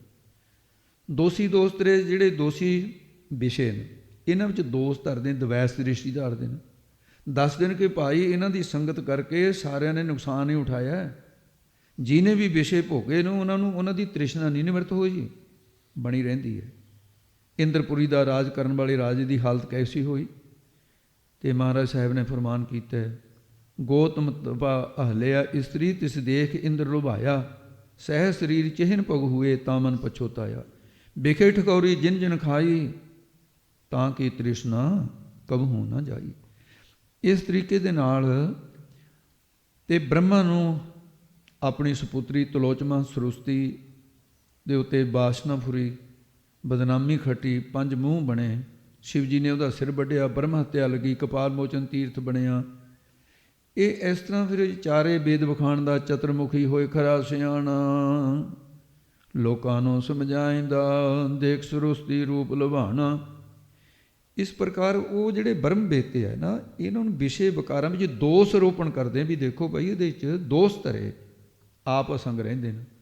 ਉਹ ਤੱਤ ਬੇਤੇ ਦੋਸ਼ੀ ਜੋ ਵਿਸ਼ਈ ਲੋਕ ਨੇ, ਉਹਨਾਂ ਵਿੱਚ ਦੋਸ਼ ਕੱਢਦੇ ਨੇ ਕਿ ਇਹੋ ਜਿਹਾ ਦੁਰਲੱਭ ਮਨੁੱਖਾ ਜਨਮ ਹੈ ਅਤੇ ਇਹਨਾਂ ਨੂੰ ਕਮਲਿਆਂ ਨੂੰ ਪਤਾ ਨਹੀਂ ਵੀ ਇਹ ਐਵੇਂ ਗਵਾਈ ਜਾਂਦੇ ਨੇ, ਮਨੁੱਖ ਸਰੀਰ ਐਵੇਂ ਥੋੜ੍ਹੀ ਲੱਭਦਾ। ਉਹ ਫਿਰ ਦੋਸ਼ ਧਰੇ, ਬ੍ਰਹਮ ਗਿਆਨੀ ਦੋਸ਼ ਧਰਦੇ ਵੀ ਦੇਖੋ ਇਹ ਨਾਮ ਨਹੀਂ ਜਪਦੇ, ਕੀ ਕਰ ਰਹੇ ਨੇ। ਇਸ ਪ੍ਰਕਾਰ ਫਰਮਾਉਂਦੇ ਹਨ। ਹਾਂਜੀ ਅੱਗੇ, ਨਾਨਕ ਨਿਰਗੁਣ ਗੁਣ ਕਰੇ, ਗੁਣਵੰਤਿਆ ਗੁਣ ਦੇ। ਗੁਰੂ ਨਾਨਕ ਸਾਹਿਬ ਜੀ ਉਚਾਰਨ ਕਰਦੇ, ਨਿਰਗੁਣ, ਤਿੰਨਾਂ ਗੁਣਾਂ ਤੋਂ ਅਤੀਤ ਬ੍ਰਹਮ ਹੈ। ਰੂਪ ਨਾ ਰੇਖ ਨਾ ਰੰਗ ਕੁਛ ਤ੍ਰਹਿ ਗੁਣ ਤੇ ਪ੍ਰਭ ਭਿੰਨ। ਉਹਦੇ ਗੁਣ ਗਿਆਨ ਨੂੰ ਪ੍ਰਾਪਤ ਕਰਕੇ ਨਿਰਗੁਣ ਜਿਹੜੇ ਗਿਆਨ ਤੋਂ ਨਿਰਕੀਏ ਰਹਿਤ ਨਿਰਗੁਣੀ ਜੀਵ, ਉਹਨਾਂ ਨੂੰ ਗੁਣ ਗਿਆਨ ਬਖਸ਼ ਦਿੰਦੇ ਹਨ। ਗੁਣਵੰਤਿਆਂ ਗੁਣ ਦੇ ਜਿਹੜੇ ਤਤ ਤੁਮ ਪਦ ਦਾ ਅਰਥ ਲੱਖ ਅਰਥ ਸਮਝਣ ਵਾਲੇ ਗੁਣਵੰਤੇ ਗਿਆਨਵਾਨ ਗੁਣਵੰਤੇ ਪੁਰਸ਼ ਨੂੰ ਉਹਨਾਂ ਨੂੰ ਜੀਵਨ ਮੁਕਤੀ ਦੇਣ ਦਾ ਗੁਣ ਉਪਕਾਰ ਕਰ ਦਿੰਦੇ ਨੇ। ਤਿਹਾ ਕੋਇ ਨ ਸੁਝਈ ਜੇ ਤਿਸ ਗੁਣ ਕੋਇ ਕਰੇ। ਤਿਹਾ ਕੋਈ ਨਾ ਸੂਝੀ, ਉਹਨਾਂ ਤਤ ਵੇਤਿਆਂ ਨੂੰ ਤਿਹਾ ਕੋਈ ਨਾ, ਐਸਾ ਕੋਈ ਵੀ ਸੰਸਾਰ ਵਿੱਚ ਸੂਝੀ ਦਿਸਦਾ ਨਹੀਂ। ਕਿਹੋ ਜਿਹਾ? ਤਿਹਾ ਕੋਈ ਨਾ ਸੂਝੀ ਜੇ ਤਿਸ ਗੁਣ ਕੋਇ ਕਰੇ। ਜਿਹੜਾ ਉਹਨਾਂ ਸਤਿਪੁਰਸ਼ ਬ੍ਰਹਮ ਵੇਤਿਆਂ ਨੂੰ ਉਹਨਾਂ ਵਿੱਚ ਤਿਸ ਨਾਮ ਤ੍ਰਿਸ਼ਨਾ ਗੁਣ, ਤਿੰਨੇ ਗੁਣ ਰਾਜਸੀ ਤਾਮਸੀ ਸਾਂਤਕੀ ਪੈਦਾ ਕਰੇ। ਉਹ ਬ੍ਰਹਮ ਗਿਆਨੀ ਸਿੱਖਾਂ ਦੇ ਸਾਰੇ ਔਗਣ ਕਿਰਪਾ ਕਰਕੇ ਮੇਟ ਦਿੰਦੇ ਨੇ। ਇਹ ਨਹੀਂ ਹੈ ਵੀ ਕੋਈ ਕੁਸੰਗਤੀ ਉਹਨਾਂ ਦੇ ਵਿੱਚ ਇਹ ਔਗਣ ਪੈਦਾ ਕਰ ਦੇਵੇ, ਰਜੋਗੁਣ ਬਿਰਤੀ ਬਣਾ ਦੇਵੇ, ਤਮੋ ਗੁਣ ਬਣਾ ਤੇ ਇਸ ਤਰ੍ਹਾਂ ਦੀ ਸਦੋਗੁਣ ਬਿਰਤੀ ਨਾ। ਤਿਹਾ ਕੋਈ ਨਾ ਸੂਝੀ, ਇਹੋ ਜਿਹਾ ਸੁਝਦਾ ਹੀ ਨਹੀਂ ਕੋਈ। ਮਾੜੇ ਤੋਂ ਮਾੜੇ ਬੰਦੇ ਦਾ ਵੀ ਸਪਰਸ਼ ਹੋ ਜਾਵੇ ਉਹਨਾਂ ਨੂੰ ਤੇ ਉਹਨਾਂ ਦੀ ਅਵਸਥਾ ਨੂੰ ਨਹੀਂ ਫਰਕ ਪੈਂਦਾ। ਇਸ ਕਰਕੇ ਮਹਾਰਾਜ ਸਾਹਿਬ ਜੀ ਨੇ ਉਹਨਾਂ ਸਤਿਪੁਰਸ਼ਾਂ ਦੀ ਬ੍ਰਹਮ ਗਿਆਨੀਆਂ ਤੇ ਤੀਸਰਾ ਅਰਥ ਸੀ। ਇਹ ਭਾਵੇਂ ਥੋੜ੍ਹਾ ਬਹੁਤ ਕਠਿਨ ਪ੍ਰਤੀਤ ਹੋਣ ਵਾਲਾ ਅਰਥ ਸੀ। ਤੇ ਜਿਹੜੇ ਸਤਿਪੁਰਸ਼ ਬ੍ਰਹਮ ਵੇਤੇ ਨੇ ਉਹਨਾਂ ਦੇ ਤਿਸ ਨਾਮ ਤ੍ਰਿਸ਼ਨਾ ਗੁਣ ਤਿੰਨੇ ਰਾਜਸੀ ਤਾਮਸੀ, ਨਾ ਉਹਨਾਂ 'ਚ ਕੋਈ ਤ੍ਰਿਸ਼ਨਾ ਪੈਦਾ ਕਰ ਸਕਦਾ ਹੈ, ਨਾ ਇਹ ਜਿਹੇ ਔਗਣ ਪੈਦਾ ਕਰ ਸਕਦਾ ਹੈ। ਇਹ ਜਿਹੜੀਆਂ ਪੌੜੀਆਂ ਨਾ ਹੁਣ ਤੱਕ ਇੱਥੇ ਇਹ 7 ਪੌੜੀਆਂ ਦੀ ਕਥਾ ਜਿਹੜੀ ਹੈ ਸਮਾਪਤ ਹੁੰਦੀ ਹੈ। ਅਸਲ ਦੇ ਵਿੱਚ ਇਹ ਸਤਿਪੁਰਸ਼ਾਂ ਦਾ ਮੰਨਣਾ ਹੈ ਵੀ ਇਹਨਾਂ 7 ਪੌੜੀਆਂ ਦੇ ਵਿੱਚ ਪੂਰਨ ਬ੍ਰਹਮ ਵਿਦਿਆ ਸੂਖਮ ਰੂਪ ਦੇ ਵਿੱਚ ਵਰਣਨ ਕੀਤੀ ਹੋਈ ਹੈ। ਜਿਹੜੀ ਬ੍ਰਹਮ ਵਿਦਿਆ ਉਹ ਕਠਿਨ ਹੁੰਦੀ ਹੈ ਤੇ ਇਸ ਕਰਕੇ 7ਵੀਂ ਪੌੜੀ ਤੱਕ, ਵੈਸੇ ਤਾਂ 5ਵੀਂ ਤੱਕ ਜਿਹੜਾ ਵੀ ਮੰਗਲ ਰੂਪ ਨੇ, ਪਰ ਅੱਜ ਤੱਕ ਇਹ ਜ਼ਿਆਦਾ ਔਖੀ ਸੀ ਕਥਾ। ਕੱਲ ਤੱਕ ਵੀ ਸੀ, ਫਿਰ ਕੱਲ ਨਾਲੋਂ ਤੇ ਇਹ ਜਿਹੜੀ ਪੌੜੀ ਹੈ ਇਹ ਵੀ ਉਹਨਾਂ ਜਿਹੜੀਆਂ 7 ਪੌੜੀਆਂ ਤੱਕ 6ਵੀਂ ਪੌੜੀ ਦੇ ਵਿੱਚ ਸੌਖਾ ਸਦਾ, ਪਰ 7ਵੀਂ ਪੌੜੀ ਨੂੰ ਨਾਂ ਰਲਾ ਕੇ ਕਿਹਾ ਜਾਂਦਾ ਹੈ ਕਿ ਇਹਦੇ ਵਿੱਚ ਬ੍ਰਹਮ ਵਿਦਿਆ ਦਾ ਨਿਰੂਪਣ ਕੀਤਾ ਹੋਇਆ। ਇਹ ਸਾਰੀ ਪੌੜੀ ਦੇ 117 ਅੱਖਰਾਂ 'ਚ ਸਾਰਾ ਬ੍ਰਹਮ ਗਿਆਨ ਮਹਾਰਾਜ ਨੇ ਕਥਨ ਕੀਤਾ ਹੈ। ਇਹ ਪੌੜੀ ਦਾ ਜਿਹੜਾ ਮੁੱਖ ਭਾਵ ਹੈ, ਸਿਧਾਂਤ ਕੀ ਹੈ ਇਸ ਪੌੜੀ ਦਾ, ਇਹਦੇ 'ਚ ਗੁਰੂ ਜੀ ਨੇ ਬੈਰਾਗ ਇਹਨੂੰ ਮੁੱਖ ਰੱਖਿਆ। ਬੈਰਾਗ ਦਾ ਕਥਨ ਕੀਤਾ ਹੈ। ਜੇ 4 ਯੁੱਗਾਂ ਦੀ ਉਮਰ ਹੋ ਜਾਵੇ, 10 ਗੁਣਾ ਹੋਰ ਹੋ ਜਾਵੇ, 40 ਗੁਣਾ ਦੀ ਹੋਵੇ, 44 ਯੁੱਗਾਂ ਦੀ ਹੋ ਜਾਵੇ, 9 ਖੰਡਾਂ 'ਚ ਪ੍ਰਸਿੱਧੀ ਵੀ ਹੋ ਜਾਵੇ, ਚੰਗਾ ਸੋਭਾ ਵਾਲਾ ਨਾਮ ਵੀ ਰਖਾ ਕੇ ਸਾਹਮਣੇ ਜਸ ਤੇ ਪਿੱਛੋਂ ਵਡਿਆਈਆਂ ਕੀਰਤੀ ਪਿੱਠ ਪਿੱਛੇ ਹੁੰਦੀ ਹੈ, ਫਿਰ ਵੀ ਪ੍ਰਮਾਤਮਾ ਦੀ ਕਿਰਪਾ ਦ੍ਰਿਸ਼ਟੀ ਤੋਂ ਬਿਨਾਂ ਇਹੋ ਜਿਹੀ ਹਾਲਤ ਹੋ ਜਾਂਦੀ ਹੈ ਕਿ ਕੋਈ ਗੱਲ ਪੁੱਛਦਾ ਨਹੀਂ, ਕੋਈ ਐਸਾ ਸਮਾ ਜਾਂਦਾ ਹੈ। ਬੜੇ ਬੜੇ ਬਾਦਸ਼ਾਹ ਸ਼ਾਹਜਹਾਨ ਵਰਗਿਆਂ ਨੂੰ ਤੇ ਜਿਨ੍ਹਾਂ ਨੂੰ ਪਿਸ਼ਾਬ ਦੇ ਬਹਾਨੇ ਉਤਰ ਕੇ ਛੋਲਿਆਂ ਨੂੰ ਮੂੰਹ ਮਾਰਨਾ ਪਿਆ ਸੀ, ਭੁੱਖ ਲੱਗੀ ਹੋਈ ਸੀ, ਸ਼ੰਕਾ ਕੀਤੀ ਸੀ, ਨਦਰੋ ਪੱਠੀ ਜੇ ਕਰੇ ਸੁਲਤਾਨੋਂ ਘਾਉ ਕਰਾਇੰਦਾ। ਕਹਿੰਦਾ ਗੁਰੂ ਨਾਨਕ ਨੇ ਇਹ ਪੰਗਤੀ ਗਲਤ ਉਚਾਰਨ ਕੀਤੀ ਹੈ। ਇਹ ਕਿਵੇਂ ਹੋ ਸਕਦਾ ਵੀ ਬਾਦਸ਼ਾਹ ਘਾਹ ਖਾ ਲੈਣ? ਉੱਥੇ ਫਿਰ ਧਾਹ ਮਾਰੀ ਉਹਨੇ। ਨੌਕਰਾਂ ਨੇ ਪੁੱਛਿਆ ਬਾਦਸ਼ਾਹ ਕਿਉਂ ਰੋਇਆ ਹੈ? ਵੀ ਅਸਾਇਸ ਤਾਂ ਬੇਬਸ ਹੈ, ਹੁਕਮ ਦੇ ਬੰਨੇ ਹੋਏ ਆ। ਕਹਿੰਦਾ ਮੈਂ ਗੁਰੂ ਨਾਨਕ ਸਾਹਿਬ 'ਤੇ ਸ਼ੰਕਾ ਕੀਤੀ ਸੀ। ਕਹਿੰਦਾ ਜੇ ਕਿਤੇ ਇਹ ਵੀ ਲਿਖ ਦਿੰਦੇ ਵੀ ਘਾਹ ਨੂੰ ਮੂੰਹ ਮਾਰੇ ਤੇ ਮਿਲਦਾ ਨਹੀਂ ਨਾ ਘਾਹ, ਕਹਿੰਦੇ ਨੌਕਰਾਂ ਨੇ ਹਟਾ ਦਿੱਤਾ ਸੀ ਵੀ ਉਹ ਵੀ ਸੱਤ ਸੀ ਜੋ ਗੁਰੂ ਨਾਨਕ ਦੀ ਬਾਣੀ 'ਚ ਹੈ, ਸਭ ਕੁਝ ਸੱਤੇ ਸੱਤ ਲਿਖਿਆ ਹੋਇਆ। ਫਿਰ ਬਾਤ ਨਹੀਂ ਉਹਨਾਂ ਦੀ ਪੁੱਛਦਾ ਕੋਈ। ਤੇ ਮਹਾਰਾਜ ਸਾਹਿਬ ਸੱਚੇ ਪਾਤਸ਼ਾਹ ਦੇ ਅੱਗੇ ਵੀ ਉਹਨੂੰ ਫਿਰ ਦੋਸ਼ੀਆਂ ਦੇ ਵਿੱਚ ਦੋਸ਼, ਕੀੜਿਆਂ ਦੇ ਵਿੱਚ ਸੱਪ ਕੀੜਾ ਬਣ ਜਾਂਦਾ ਹੈ। ਦੋਸ਼ੀ ਲੋਕ ਵੀ ਉਹਦੇ ਦੋਸ਼ ਧਾਰਨ ਕਰਦੇ ਨੇ। ਪਰਮਾਤਮਾ ਨਿਰਗੁਣਿਆਂ ਨੂੰ, ਬ੍ਰਹਮ ਗਿਆਨੀ ਨਿਰਗੁਣੀਆਂ ਨੂੰ ਗੁਣ ਦੇ ਕੇ ਉਪਕਾਰ ਕਰਦੇ ਨੇ। ਜਿਨ੍ਹਾਂ ਕੋਲ ਸਤ ਸੰਤੋਖ ਗੁਣ, ਉਹਨਾਂ ਨੂੰ ਬ੍ਰਹਮ ਗਿਆਨ ਦੀ ਦਾਤ ਦੇ ਦਿੰਦੇ ਨੇ। ਇਹੋ ਜਿਹਾ ਦੁਨੀਆ ਵਿੱਚ ਕੋਈ ਨਹੀਂ ਦਿਖਦਾ ਜਿਹੜਾ ਵਾਹਿਗੁਰੂ ਦੇ ਉੱਤੇ ਉਪਕਾਰ ਕਰੇ। ਤੇ ਇਹ 7 ਪੌੜੀਆਂ 'ਚ ਬ੍ਰਹਮ ਗਿਆਨ ਦਾ ਕਥਨ ਕਰਕੇ ਮਹਾਰਾਜ ਸਾਹਿਬ ਜੀ ਨੇ ਇੱਥੇ ਇਹ ਵਿਚਾਰ ਸਮਾਪਤ ਕੀਤੀ ਹੈ। ਵਾਹਿਗੁਰੂ ਜੀ ਕਾ ਖਾਲਸਾ, ਵਾਹਿਗੁਰੂ ਜੀ ਕੀ ਫਤਿਹ।